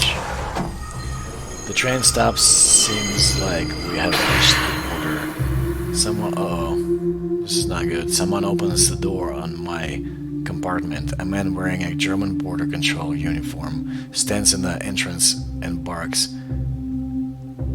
Hail Hitler! Papers, please. Hang him passport. He takes my passport, checks it carefully, and finally hands down back to me. Without a word, he closes the door. The train starts rolling again, but a few minutes later it stops a second time. Someone knocks at the door. Yes? Bonjour, monsieur. Votre passeport. S'il vous plaît, says a slightly overweight man in a black uniform, handing him the passport. He takes a brief look at the photo in my passport and at me before handing the document back with a smile. Merci beaucoup. Je vous... I'm not reading that. The train starts again. How friendly he was. We arrive the Gare du Nord in Paris. I grab my small suitcase and leave the train. On the platform, a young woman is waving at me. It's been years. I immediately recognize Claire. I first met her in Berlin, and now she is my contact to the resistance here in Paris. Fritz, welcome. Good to see you here. We hug. How was your journey? She asked. It's interesting to leave to Germany after such a long time. Oh, I can imagine, she says. Can I help you with your luggage? She's a woman, so I'll just carry it myself. We meet our friends at 3 o'clock at a nice cafe not far from here. Should I show you the city in the meantime? Show me the Paris. We walk down the boulevard towards the Seine Claire points important buildings and monuments and tells me about their history. People sit on terraces drinking coffee. Everything is wild and colorful and clothes people are wearing. The items for sale in shop windows, the advertisements in the city walls. What do you think? Asked Claire. It's wonderful. How are things in Germany now? Asked Claire. The Nazis have become meek and mild. They're trying to use the Olympic Games to convince the foreign press and foreign governments that the Hitler's Germany is just a normal country. But under the hood, there is the same terror as before. Incredible that you people are still holding up, says Claire. I don't know if I could stand it. How do you do it? It is hard. What choice do we have? What choice do we have? Which part of the worst? Asked Claire. The stupidity of their ideas, the suppression of the truth, the destruction of art, the terror, the suppression of the truth. I'm sorry, says Claire. Maybe your time here can distract you for a little bit. Oh, here we are. This is where we're meeting the others. She points at the cafe right in front of us. A waiter brings us a table for 4. Our friends have not arrived yet. I take a sneak seat and enjoy the view of the Seine and Notre Dame Cathedral. Claire orders. The hands of my watch strike 3. Do you think our friends are on the way? Ah, you Germans and your punctuality. You're in Paris now. Get used to a little bit of laziness. Laces. Fair. Oh, she points at a couple moving towards us, and here they are. Hello there. The two introduce themselves as Hannah and Richard. Both are German communists who left Germany in 1934 to escape persecution by the Gestapo. I tell them how things have changed since they left. Richard looks at me and says, "You know what you have to do, don't you?" I assume you're going to tell me. What do you think we should do? It's good that you came. From what you're describing, there is no way you can convince the German people to get rid of the fascists right now, says Richard. Yes, it does look as a majority of Germans are happy with Hitler, or no, if the German people knew the truth, they'd chase Hitler out of the country. Yeah, let's do it now. Hannah gives me an amused look and says, "You really think so?" Be that as it is, says Richard, even if every single German supported Hitler and his regime, we would still need to put a stop to it. Having the support of large swaths of the population cannot be an excuse for terror, says Hannah. There is no excuse for terror. If Hitler persuades the people of Germany, making them unwilling or unstable to stop the regime, then people outside Germany need to stand up and stop him. What do you mean by people outside Germany? There is only one people with a clear anti-fascist agenda and the strength to beat Germany, says Richard. The people who managed to defeat the aristocracy and the bourgeoisie. I think I know what you mean. I don't know who you are talking about. I'm talking about the glorious compatriots of the Soviet Union, of course. Who else is willing and able to defeat Hitler and the fascists at this point? Should we collaborate with the Soviets? Are you talking about war? Hitler means war, we know that. You know that. People of Germany have been blinded and will follow him like lambs to the slaughter. Your group is tiny and isolated. You must join sides with the only decidedly anti-fascist country in Europe that is left, the Soviet Union. I'm not sure about this, I need to think this through. How could we join sides with the Soviets? Here, says Hannah, and reaches me a note with an address.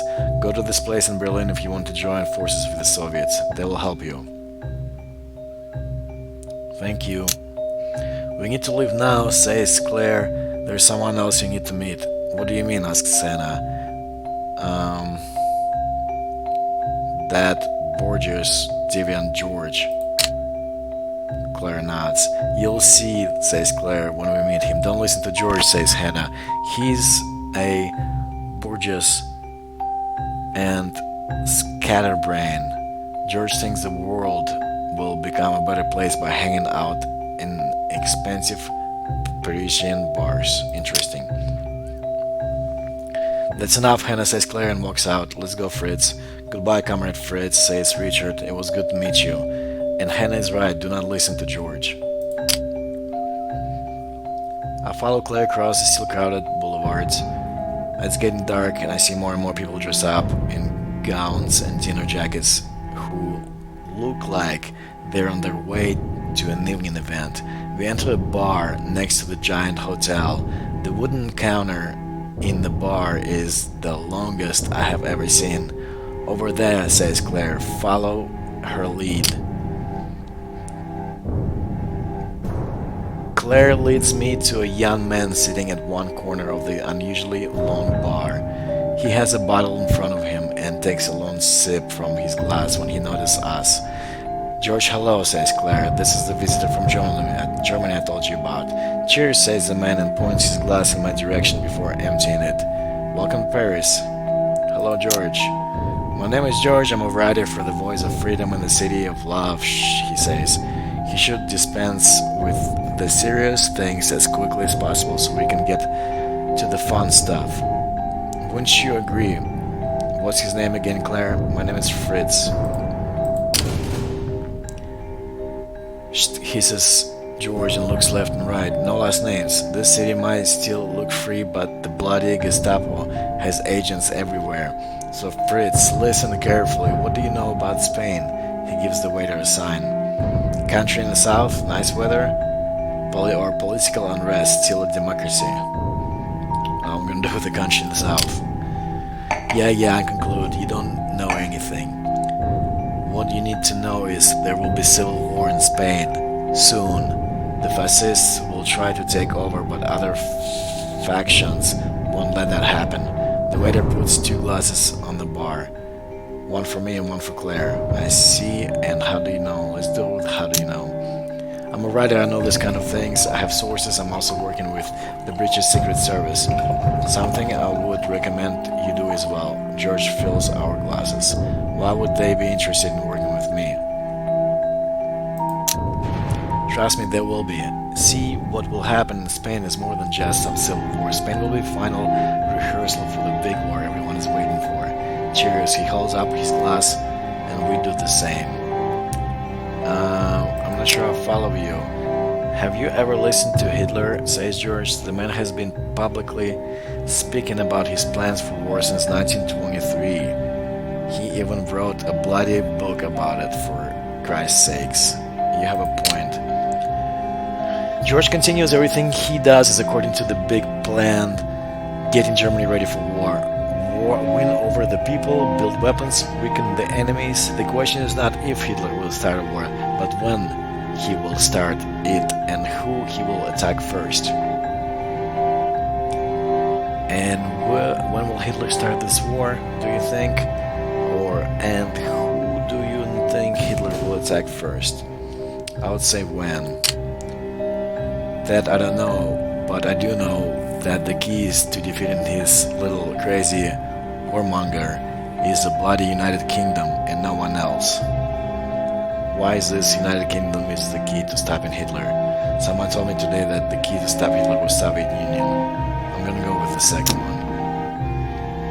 I guess you talked to Hannah and Richard. Don't listen to them. They believe every one of the NKVD and Comrade Stalin's lies, even though they should know better by now. He fills his glass again. The bottle is empty now, so he signals the waiter, who puts a new bottle in the bar. What do you mean? See, I'm a socialist. I should love the Soviet Union, the working man's paradise, shouldn't I? But I don't. To this day, I prefer living in capitalist France to the place that Stalin made out of Russia. I've heard too many stories from people I trust, says George. What have you heard? What's your suggestion? Hitler would try to get the Brits on his side. If you had read his book, you'd know that he considers the British to be natural allies and the Germans and if he succeeds in making them his allies, you understand? I think I understand, I say.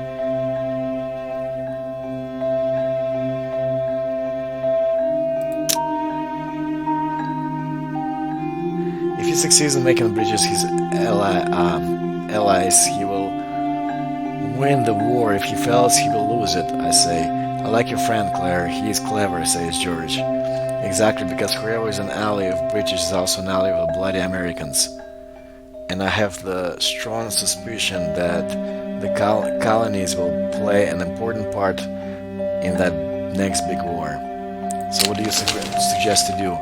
Here he hands me a note with the address in Berlin. Find intel that can convince the British, convince them that they cannot, never, and under no circumstances align with Hitler. Got it? Thank you. The real thing is right, but do what I told you, says George and smiles. So now that we have all done our duty, we should switch to the joyful part of the evening. Garcon. Why the hell are there no drinks in front of us? Okay, should I spend the evening with them or should I leave and go to my hotel? Let's party. George is a great entertainment who manages to keep the conversation away from anything political for the rest of the evening. We spent a great night with him, reminded of more light-hearted times back in Berlin. Leave and go to my hotel. That worked out well. It is late when I arrive to the hotel. From the window of my room I see Eiffel Tower illuminating in the middle of the lively city. Tomorrow I need to return to Berlin and share my learnings with the group. Will Berlin ever be like this again? The day's impressions keep me awake until long after midnight, mixed with memories of old Berlin.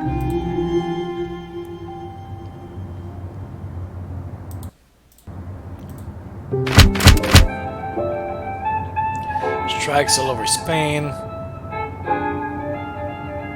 New Navy trains sailing ship. Finance minister, Germans must learn to get by with little.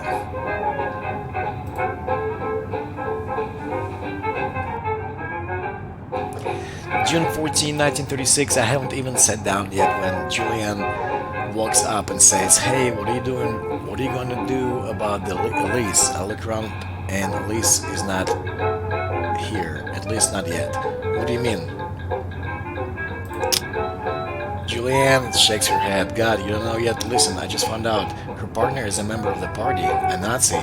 That's impossible. Oh, it's possible. I saw Lizz's spouse wearing the armband and smiling. I don't blame her for this, but still, what will we do? This puts us in danger. She has to go. I'll probably do with that, yes. I have to think of the safety of our group. If there even a chance Liz could lead the Nazis to us, even by accident, there's too much to risk. She's out.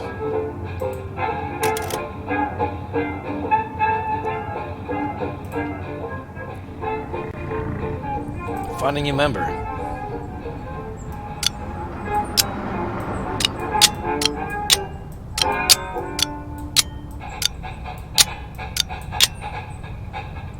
Julianne.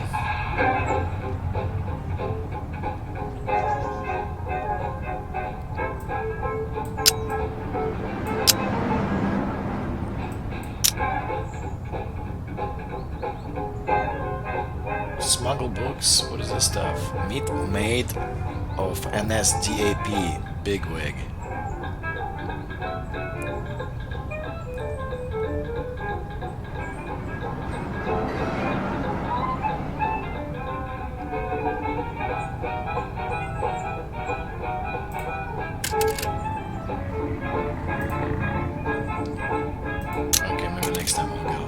dancing.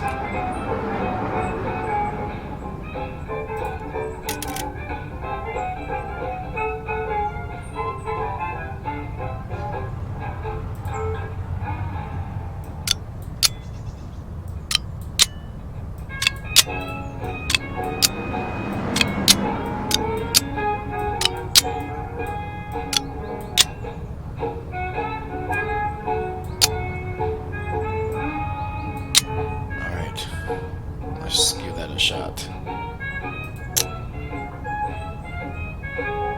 And then Helen's left.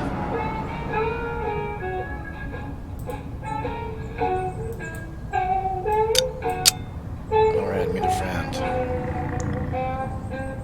Alright, chance is good. Let's give it a shot. Sure.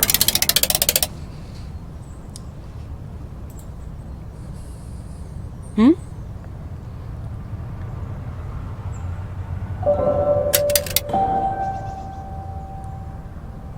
Three supporters only. Hmm?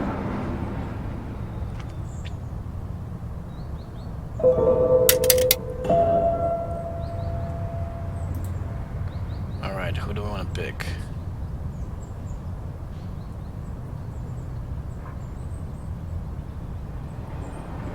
Roman.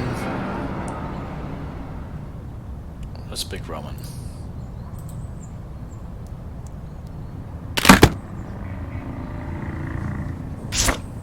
Uh-oh, let's hide.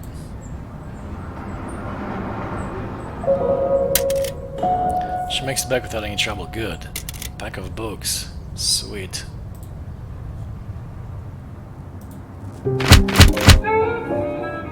"23 anti-fascists sentenced to prison. Himmler now chief of German police. Olympic Games, get your tickets now." June 21st, 1936. During our meeting, Helen is angry after having dinner with her parents. They had a friend over who is a member of the Nazi party. What did he say? This bastard was actually angry that the regime has toned things down. He was upset that they tore down the anti-Semitic posters, but he said the party is embarrassed, but they should get back to what they were doing, making Germany great again. If we ever need a reminder, let's all remember, things might seem better now, but the real threat is lurking just beneath the surface, waiting to come back, I say.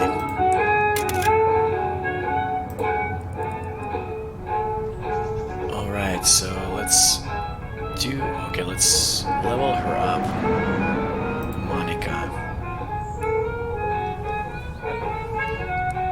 She's not very strong. But that's okay. Let's go with empathy. Alright, let's all go to the museum. Or something else we all could do, right?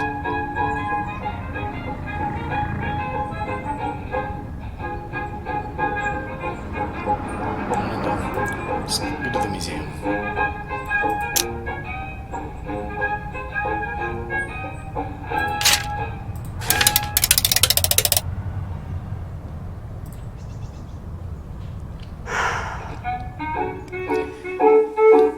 We visited one of the last galleries in Berlin that still exhibits what the Nazis call degenerate art. This is beautiful. It feels good to look at the wonderful artworks, and the group feels reaffirmed in their purpose. We need this back.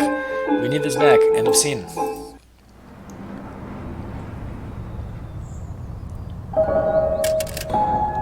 Moral plus 40. That's a lot.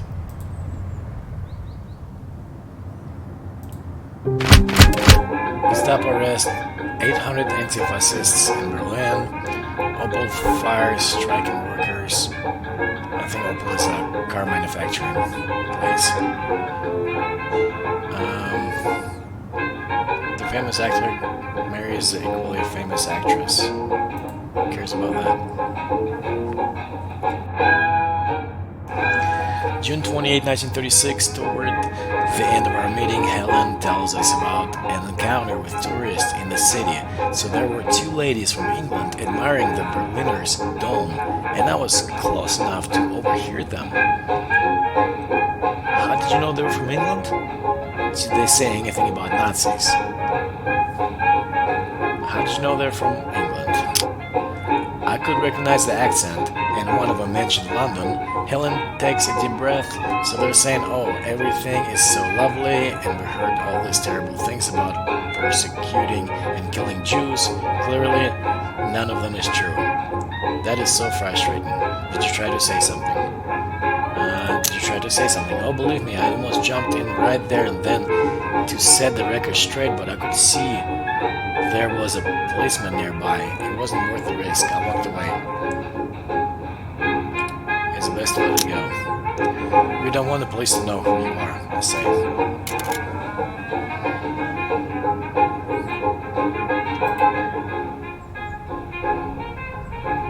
Alright, maybe we can add some more supporters.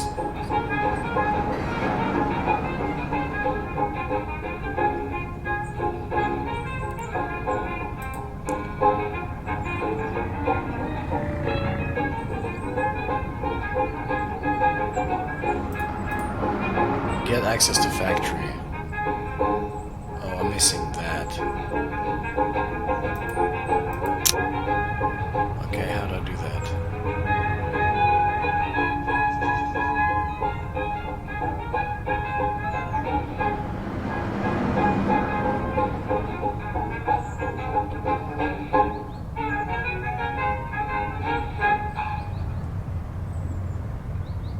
Am I making more money? Only got 22 marks. Yeah, that's probably I just get more money. Okay. Well, I know what to do, right? Donations.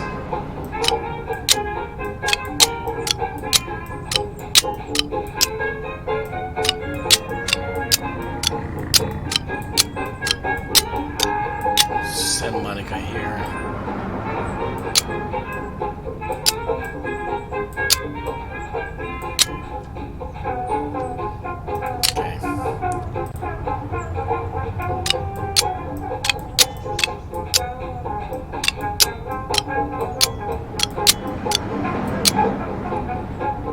Yeah, buddy.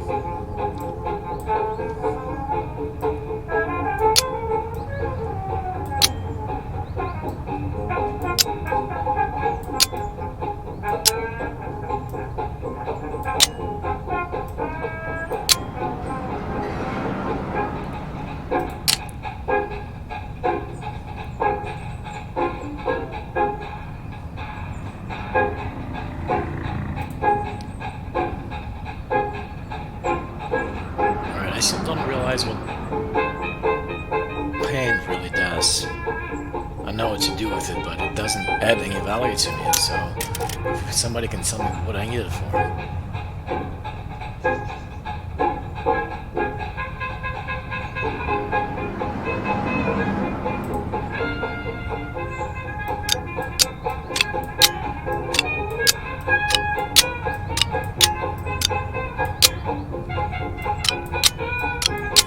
7, 3 to 5, 4 to 7, 2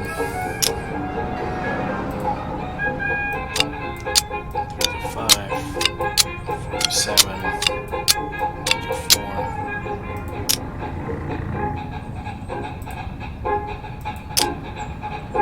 Oh, collect donations up here too.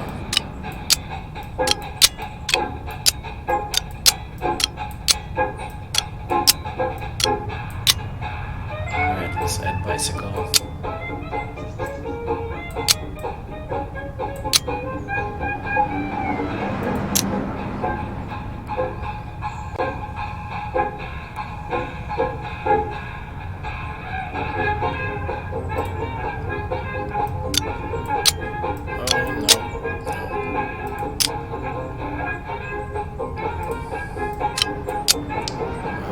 Chances.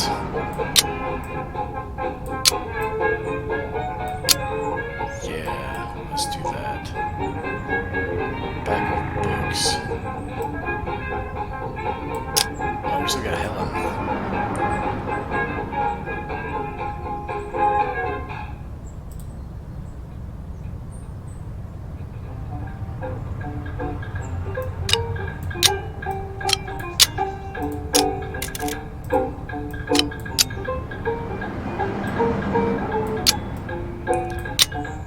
Let's go recruit people.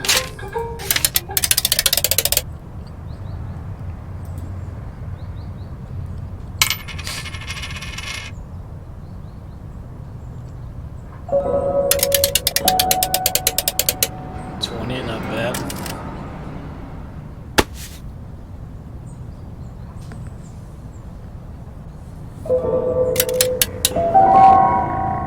Four supporters. Fritz. Oh, let's try to hide. Okay, good.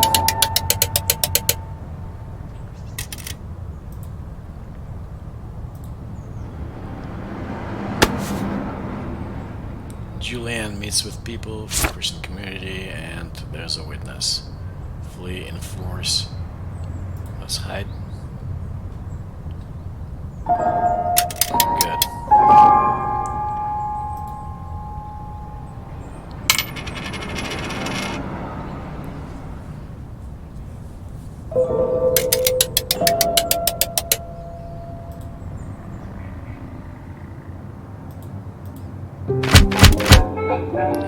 Conference at Geneva decides on refugees from Germany.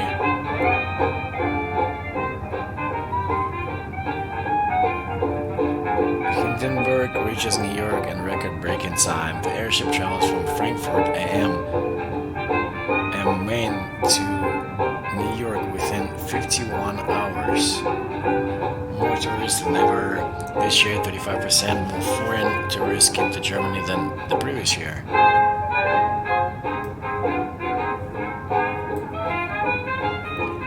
July 5th, 1936, during our meeting, Roman looks despondent and is totally silent. When another member asks him what's wrong, he says things are difficult at home.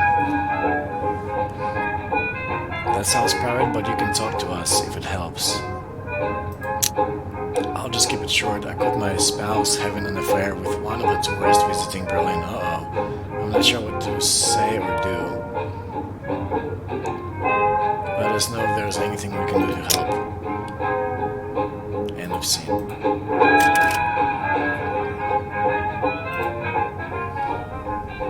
Okay, now we're talking.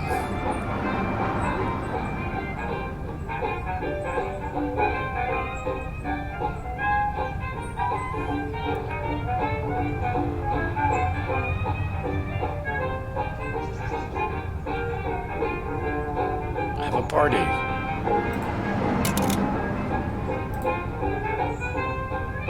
Morale plus 60. Morale is good, I'm good. Why is this border still in red or yellow? I mean, yeah, yellow or orange. Maybe it's supposed to be like that.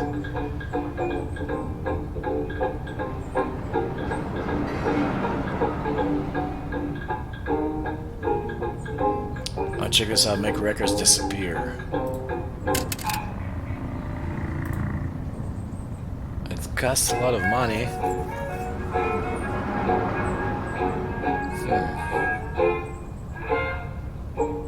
Not right now, obviously.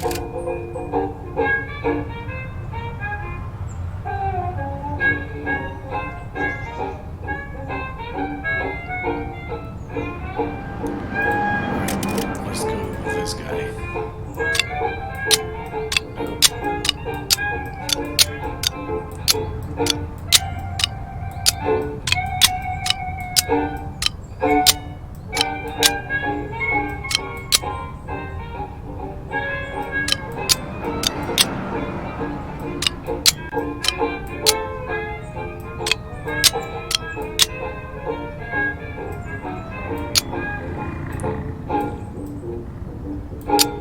Yeah, let's try that.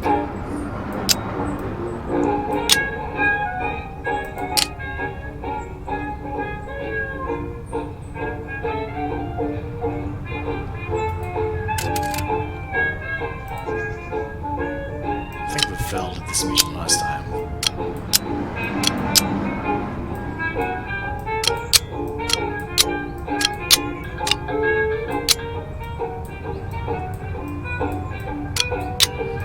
Yeah, it's too risky.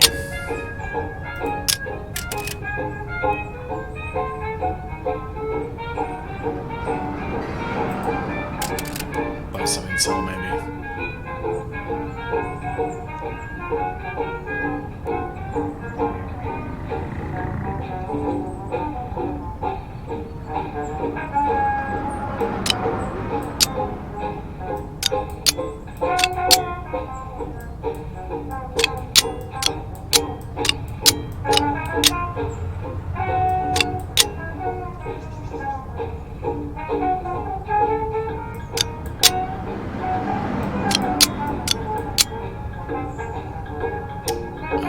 Alright, let's give that a shot.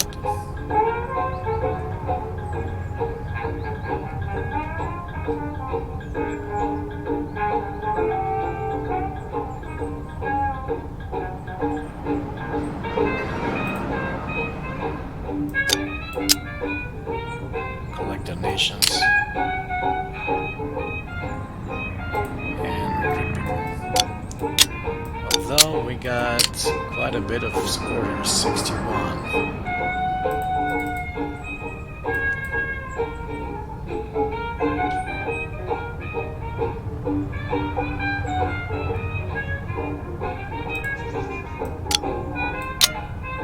Yeah. We need money.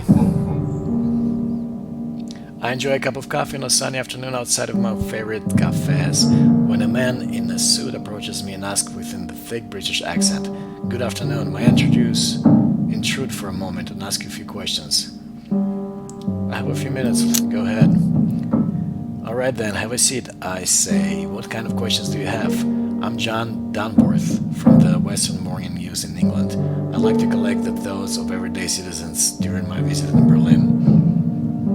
The journalist, could this be helpful? One of our most important goals right now is to get the truth to the public, and here I am talking to a journalist. He pulls out a small notebook and pen. "Alright then, may I ask your name and whether you're a German citizen?"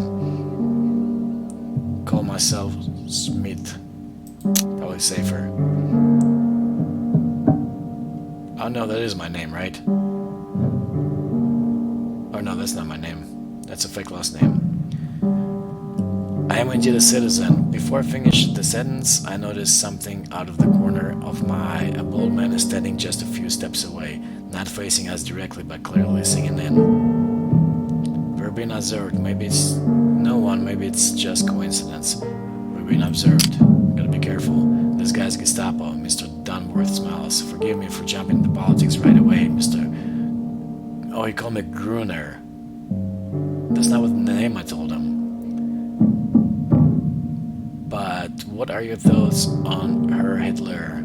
In England, we've heard horrible things, but I haven't seen any of the persecutions I've read about." Change the subject. He knows who I am, obviously.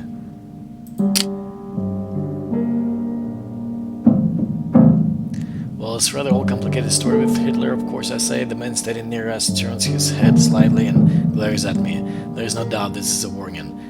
He's the government handler for this journalist, probably Gestapo. I feel a lump in my throat. What do I do? Probably should not tell the truth. I know what my mission is, but my mission is also to stay alive and out of prison."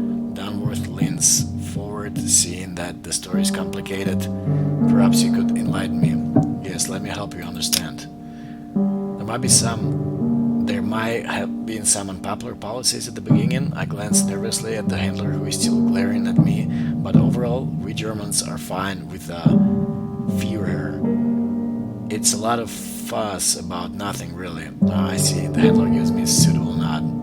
I feel like a traitor.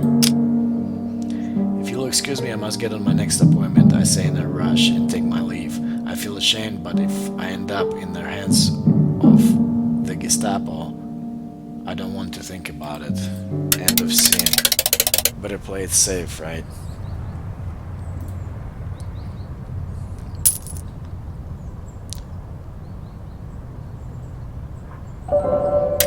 Alright, Intel +1.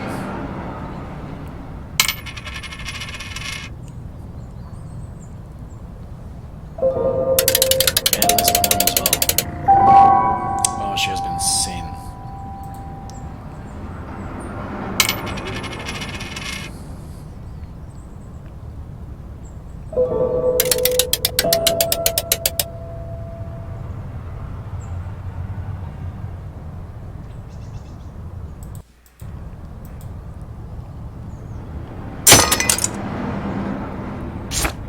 Uh-oh.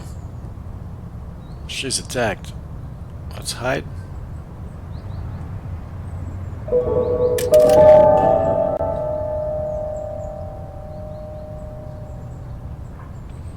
Alright, kinda worked out.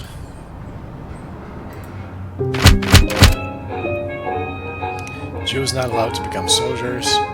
Friendship agreement with Austria. New airport in Frankfurt. July 12, 1936, Julianne is talking about watching the games in tonight's meeting.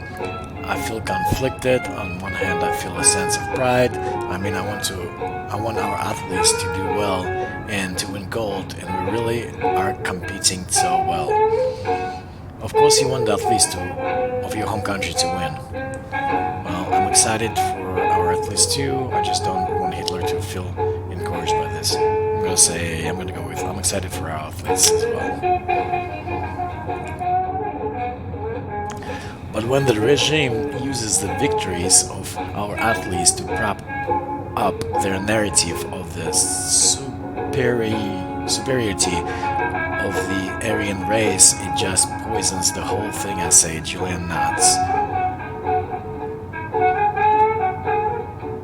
They use national pride to define what they're against. I say, end of scene.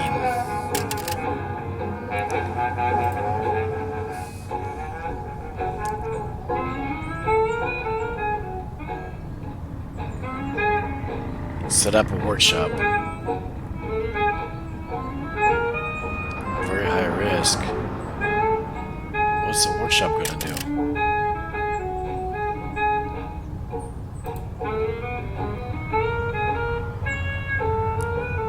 Oh, we can build a bomb. Are you serious?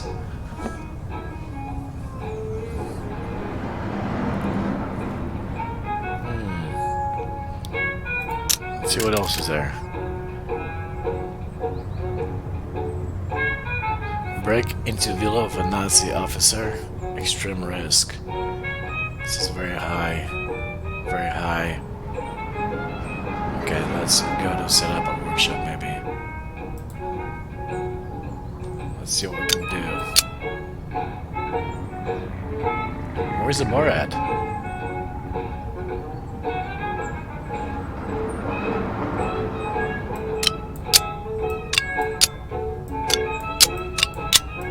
That's weird.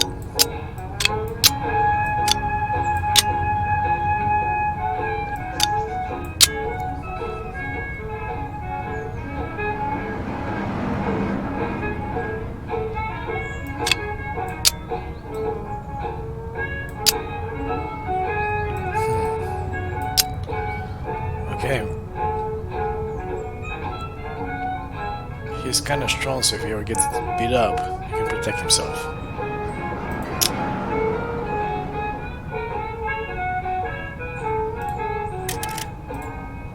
Mission unlocked, okay. So, 3 people need to do this. Wow, this is extremely risky.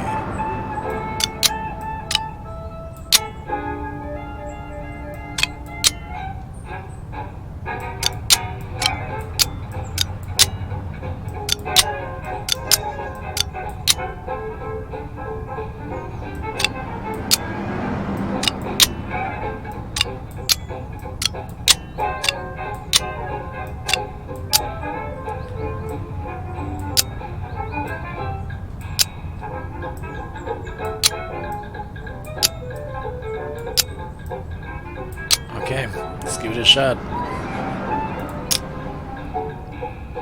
Let's see, we got Monica. How much money we got? 36.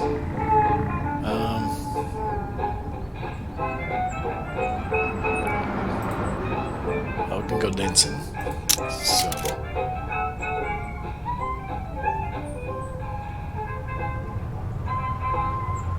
Maybe recruit some people.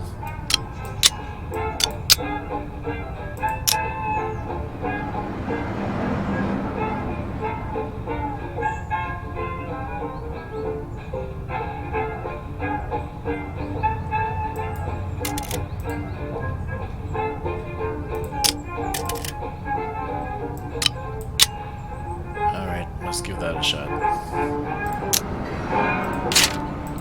I feel like this is not gonna go well.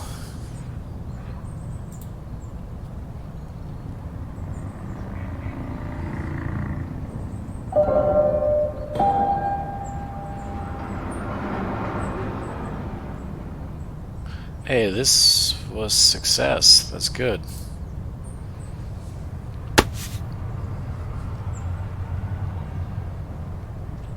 Okay, so was this.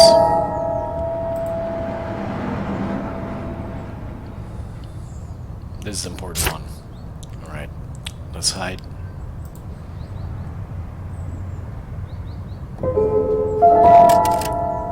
Dang it. Didn't work out so well for that. Alright, Spain uprising of the military. July 19th, 1936, Helen is telling a story when I arrived at the meeting. So I saw two journalists from the Netherlands who had cornered a German athlete at a cafe and were asking her questions. What kind of questions? From what I could understand, the questions were harmless and the athlete seemed okay, except for the presence of a strange man who was watching them like a hawk, just 2 steps away. I think we know who that guy was. That was probably the secret police, I say. The Gestapo is keeping a close eye on journalists. They want to control the news coming out of Germany.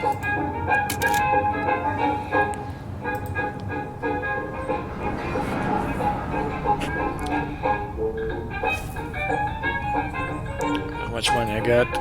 52. I need to go into hiding.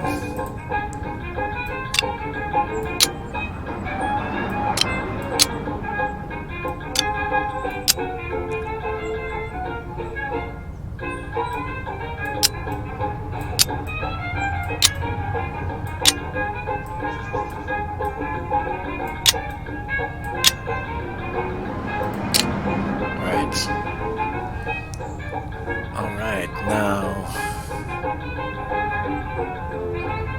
so much I can do, right?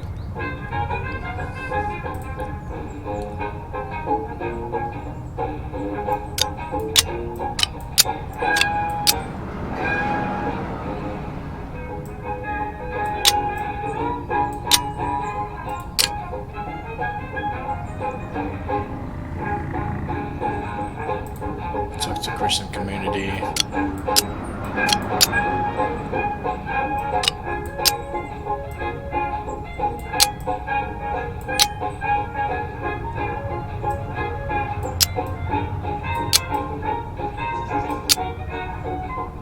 Let's give that a shot.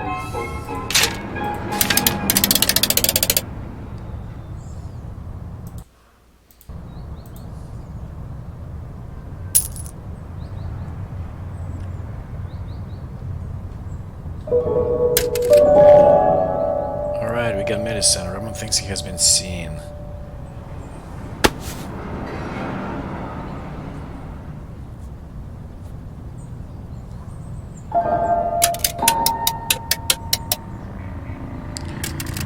Ten supporters, not bad.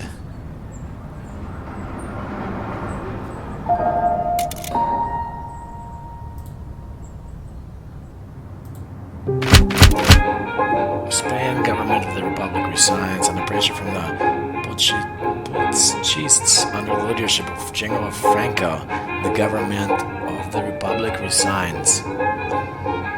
Germany offers help to Franco. Moscow calls on Spanish people to arm themselves. Workers, peasants, and citizens take arms to defend yourselves against the fascists.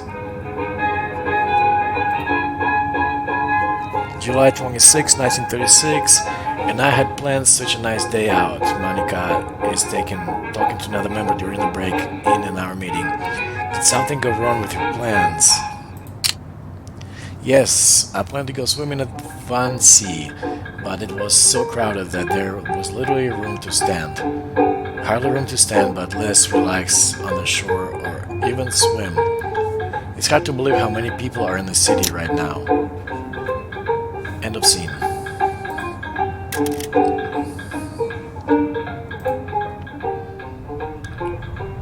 Alright, we got no money.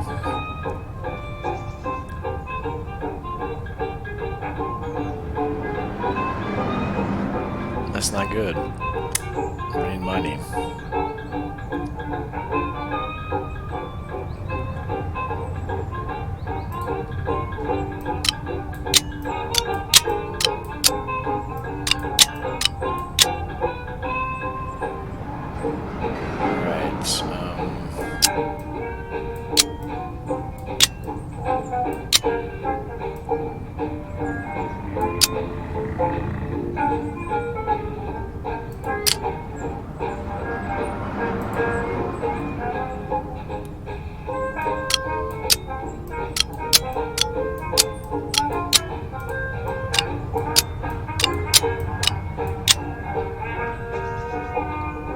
Okay.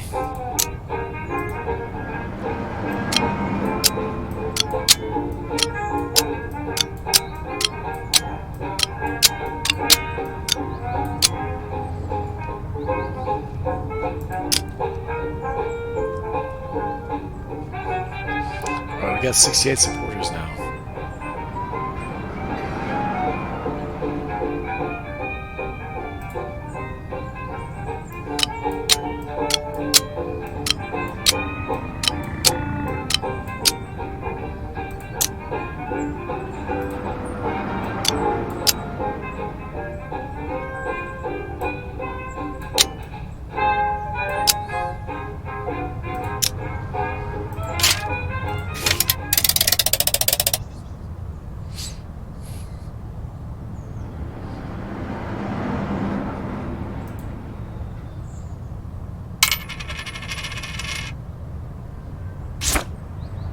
Hide.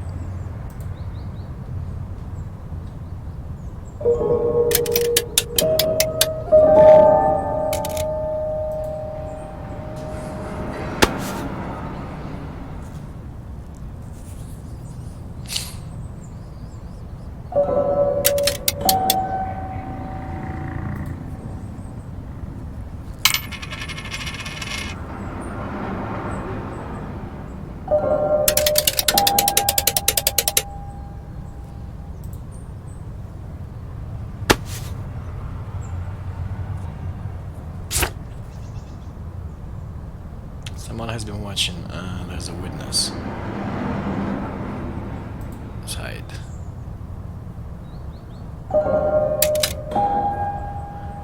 Alright. Oh, okay, one more.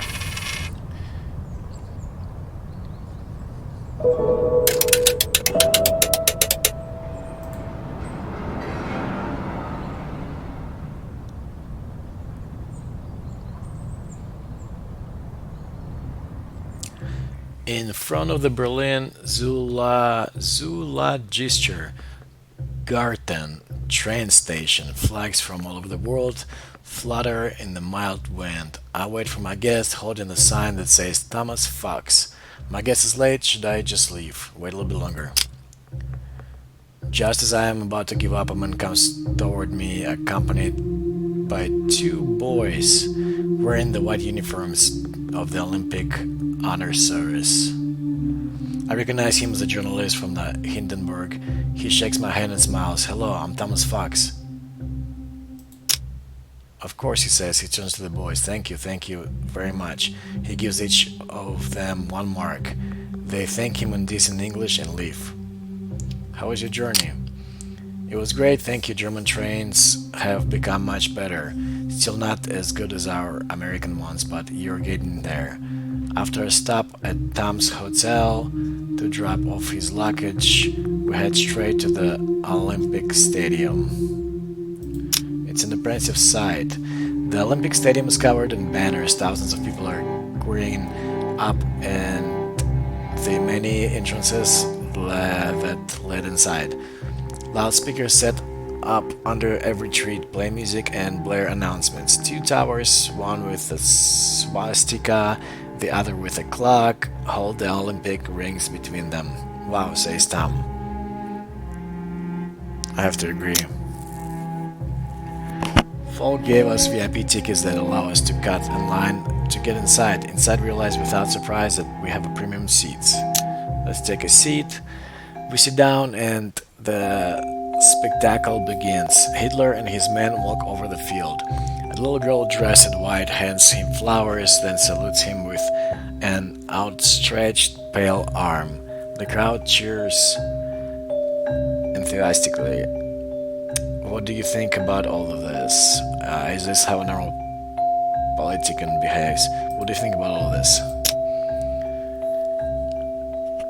Do your presidents behave like this? I asked Tom. Well, he says the ways to say hello are not as strict in the US as they are here. But in general, I think every politician in the entire world loves to be seen with little children. Makes them appear human. But Hitler's not a normal politician. This is not normal, how can you ignore this? I say, you're probably right, says Tom, but sometimes he behaves just like any other politician. Hitler takes the girl's hand and leads her from the field before ascending to the podium. Pompous music starts to play, grabbing people's attention. Now we can expect a long speech. Hitler will use this opportunity to let the world hear him speak. I can only hope that he will keep it short. I'm gonna go with the middle one. To my surprise, Hitler gives the shortest speech I've ever heard from him. He declares the Olympic Games to be open. End of speech. The Olympic fire is lit, doves fly, pompous music playing, and even the Hindenburg flies in and hovers above the audience. What a spectacle. This is impressive, I have to admit. Whatever you think about their ideology, this is extraordinary. They know how to impress people. Is this why the Germans fall for this guy? Because you like being fascinated? And that's what he does so well, like a Wagner, asks Tom. I don't think we are easier to impress than you Americans. I'm the wrong person to ask this question. I don't know. Good point, I'm not. Whoever presidential inaugurations and World's Fairs seem like shoddy carnivals in comparison to this. I think this little man with his ridiculous mustache has now impressed the world too. By now the national teams are marching by, greeting Hitler and the audience. Some raise their right arms. I believe that is what they call the Olympic salute, says Tom. It looks disturbingly similar though. But whatever you call it, the world is saluting Hitler right now. And can you blame them? This hair is so impressive that I'm beginning to understand why everyone applauds. But haven't you heard about the Jews? But haven't you heard about the concentration camps? So no one cares about the truth if the show is good?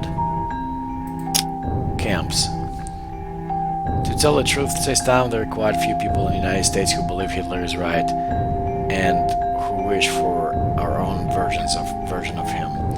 We have anti-Semites too, and even most of the people consider themselves Democrats or at least liberals, leaning and much more afraid of communism and the Soviets than they are of Hitler at this point. Do you think that can change? We must change their minds. thing is, he says, there are these rumors, sure, but I have never seen a concentration camp, and neither have my readers. I never saw a Jew being mistreated, and neither have my readers.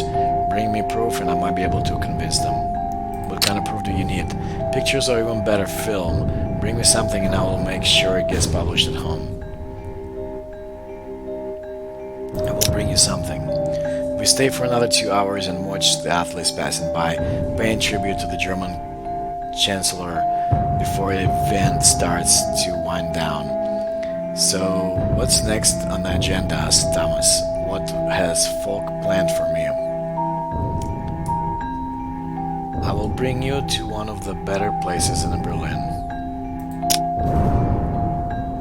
You're making me curious, Fritz. Let's go.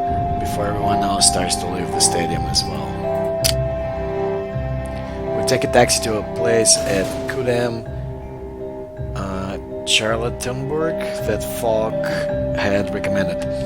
Wow, says Tom when we arrive. This looks just like the old Berlin. No one I know from 1929, but I had heard that there was no nightlife anymore.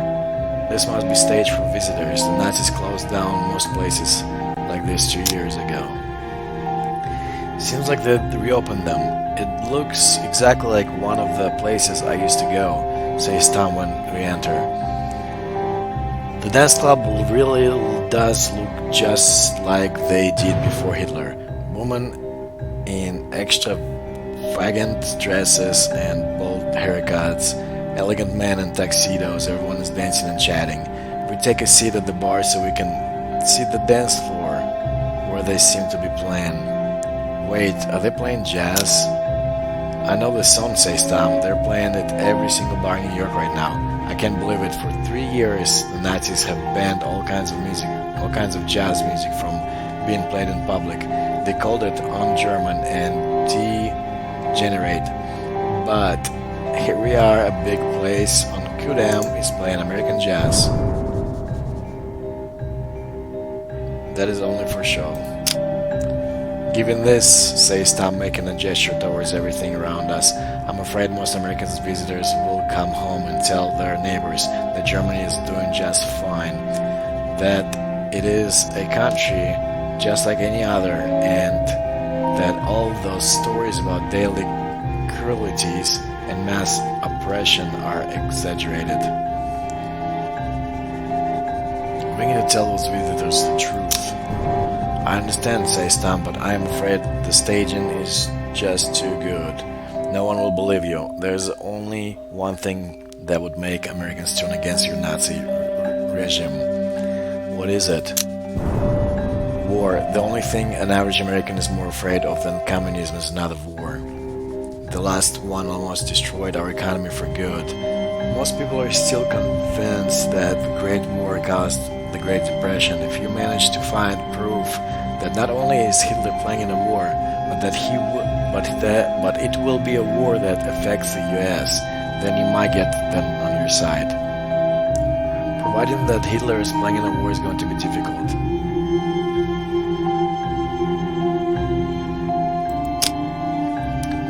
It won't be easy, but I'll find a good proof, I say. Good, let me know once you have it, says Tom.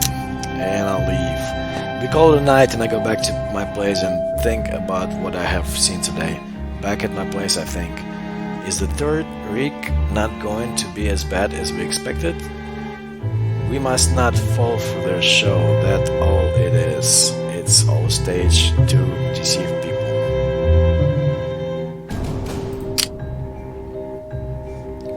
No matter what charade the Nazis played today, their intentions are dark and their plans are evil. It's all staged. We must not fall for their farce. End of scene. Olympic Games up in Berlin. Italy supports General Franco. England and France send warships to Spain.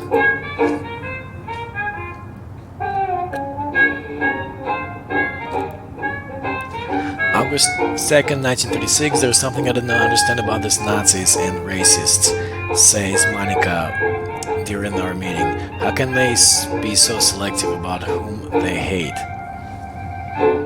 Something happened today? Sort of, says Monica. There was a line of people waiting to get autographs from one of the American athletes. And he was black. At least a couple of people in line had the swastika armband on, and they see the hypocrisy. I don't expect Nazis' hatred to be rational, I say. End of scene.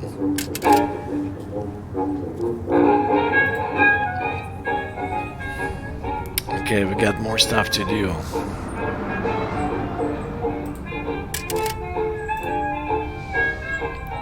Missing pack of books to sell books.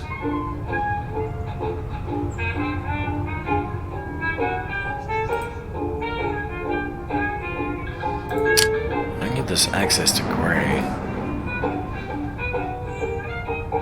Oh, I will leveled up.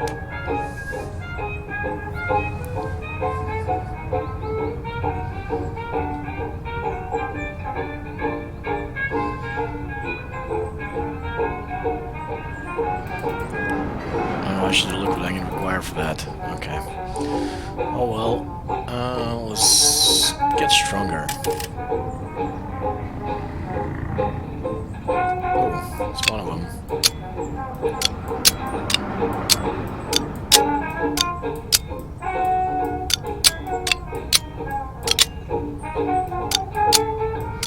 Wow.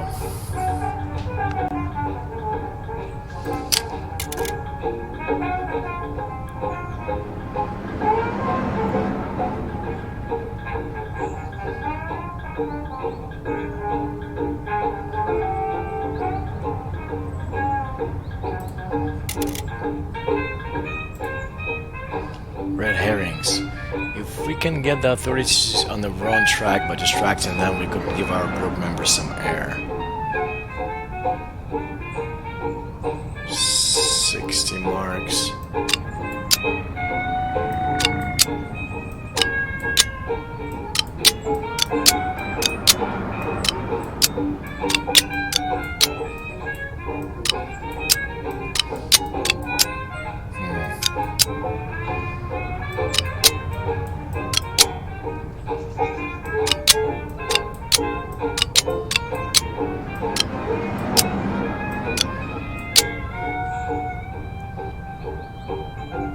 No, maybe not yet.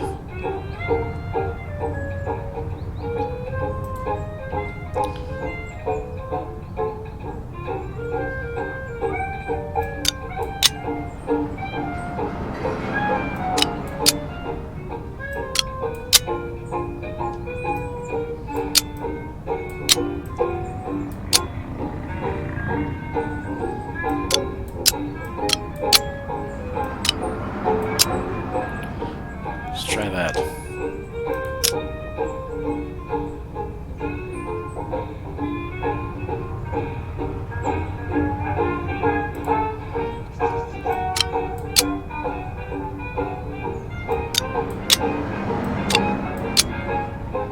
I don't know, no way, no way.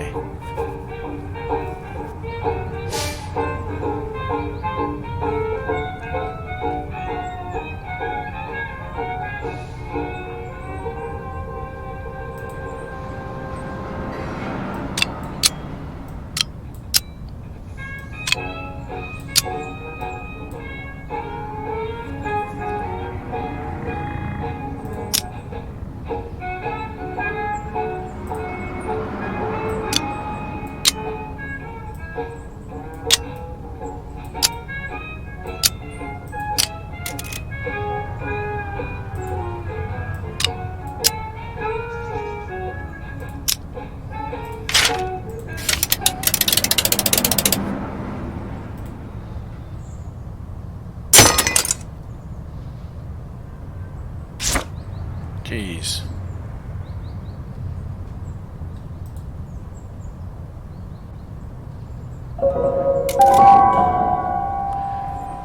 Oh, sweet, I was able to do that. Cool. That was a success. Fritz. That was good, 29.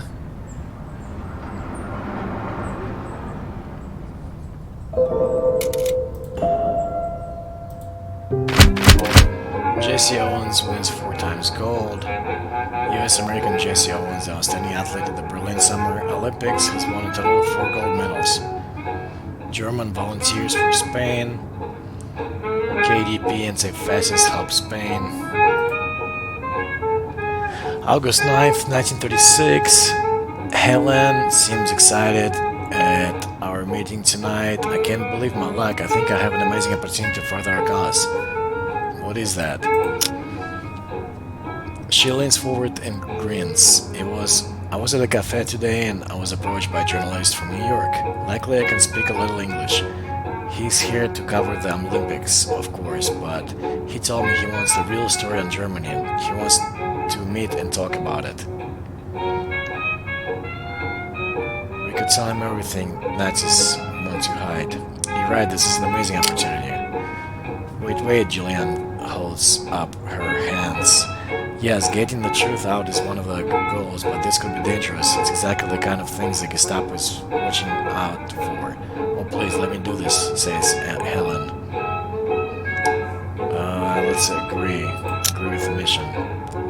I can't pass this up, I say. You must be careful. Alright.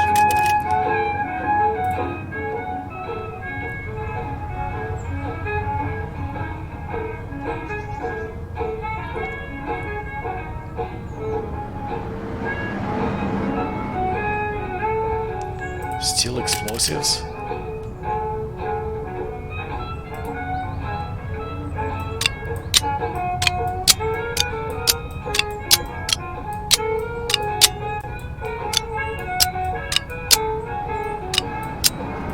Yeah, that's high risk for sure.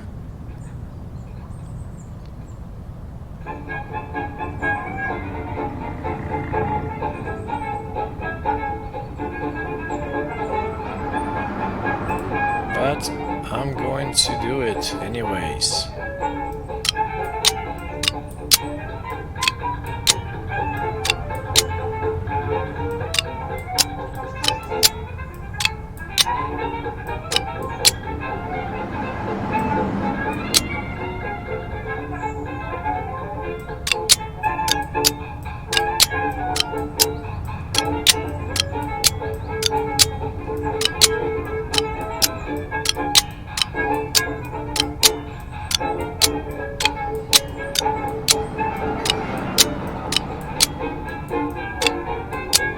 Alright, I'm gonna give this a shot.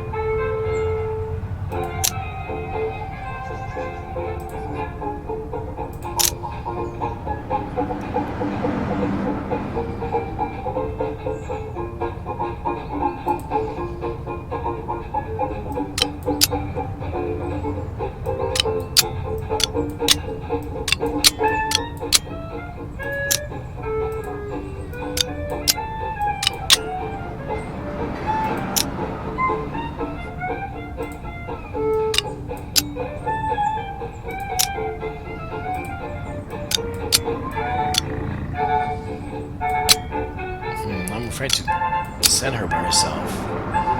Alright.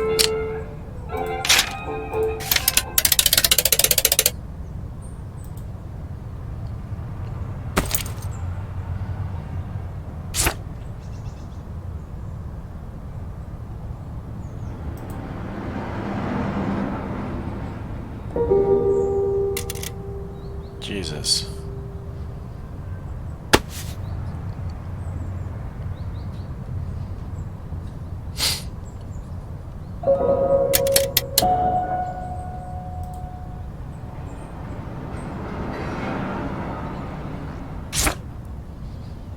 Hide.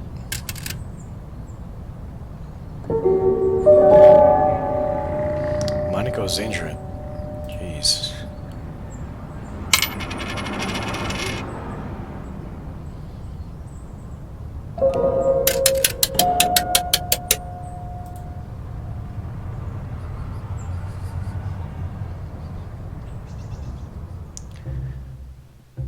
come over a small hill and see a group of wagons next to a handful of barracks where children play in the dirt nearby. This must be a camp. Don't you want to take a picture? Asked Berta. Take a picture of the camp. I take my camera and take a picture of the camp. The smell of human waste hits me so hard I can barely breathe. I look at my companion. What's that smell? Savage. They force them to stay between waste dump and cemetery, in between excrement and corpses. Not sure if by evil intent, but for Romani, there's no place worse. Who forces to stay here? The police.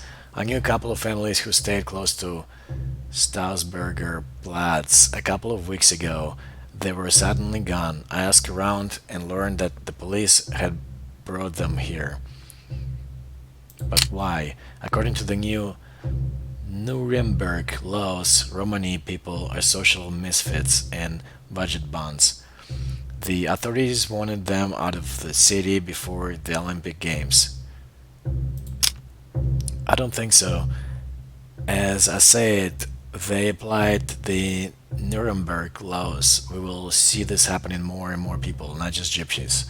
If you ask me, they would do the same to the Jews right now if they weren't so scared of the foreign press writing about it. But with the gypsies. What do you mean? Most people don't care about the gypsies. They are seen as inferior people almost everywhere. Shush now, we are here. The policeman at the entrance has been watching us for a while. He stops us. Heil Hitler, Sister Berta, he says. Blessings to you, says Berta. He looks at me. Heil Hitler. Blessings to you. We bring the milk as usual. He points out the hand cart and the milk jugs on it. Alright, go in. Take a picture of the scene. I take out the camera and take a picture of the scene. A group of children comes running towards us, greeting Sister Berta. They are all chattering happily among each other. She greets every single child by name and asks them to follow us. Let's take a picture. I ask the children if I can take a picture. Before doing so, a woman who is watching her son grabs him and shoots when she sees us. Hello, Sister Berta, she prods the boy, who is shivering in his towel. Good afternoon, Sister Berta, says the boy and bows politely. Greet them. Hello, Maria, says Berta at the woman. My dear Oscar, so good to see you. How are you today? When the boy doesn't react right away, the woman prods him again, and he hastily says, I am fine, thank you, Sister Berta. How are you, Sister Berta?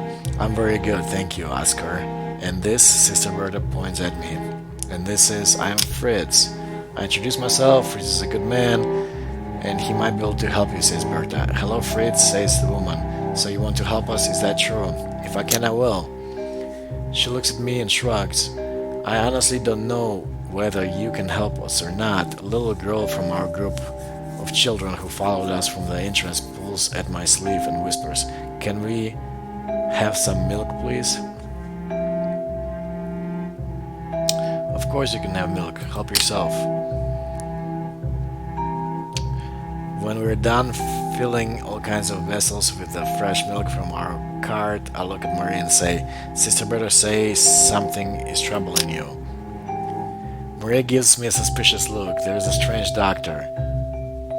Well, he says he's a doctor. I don't know if he really is one. He comes here regularly with this even stranger woman. What does he do? The doctor and his helpers, they look at us, check us bodies, teeth, like animals.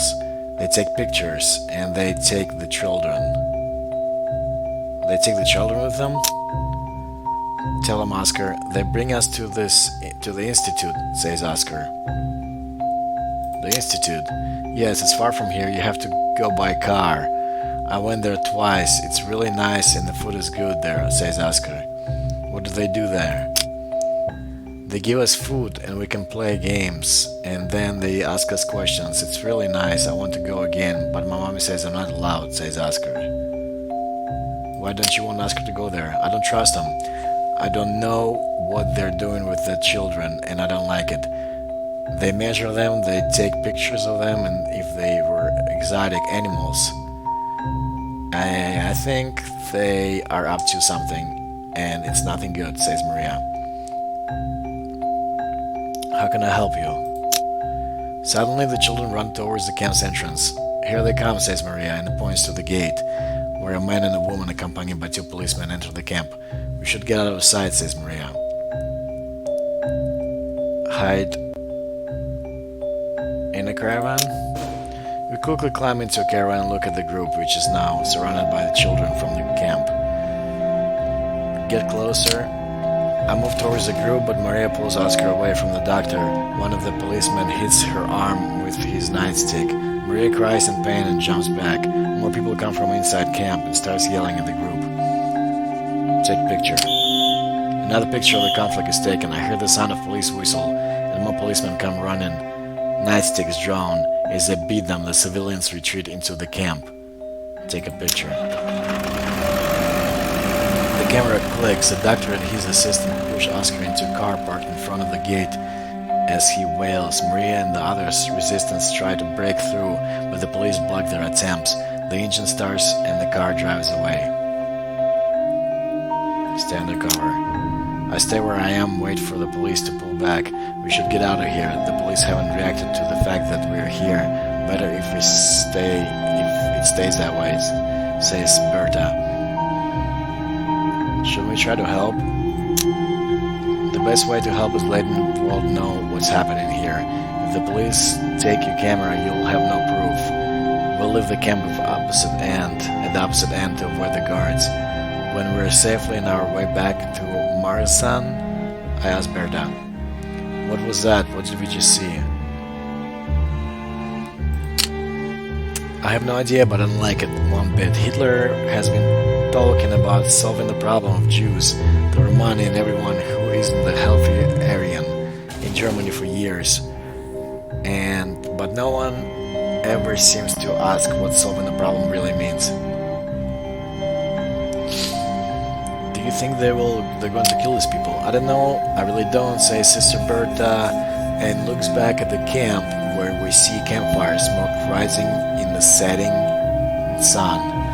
But I know that what we just saw is only the beginning. End of scene.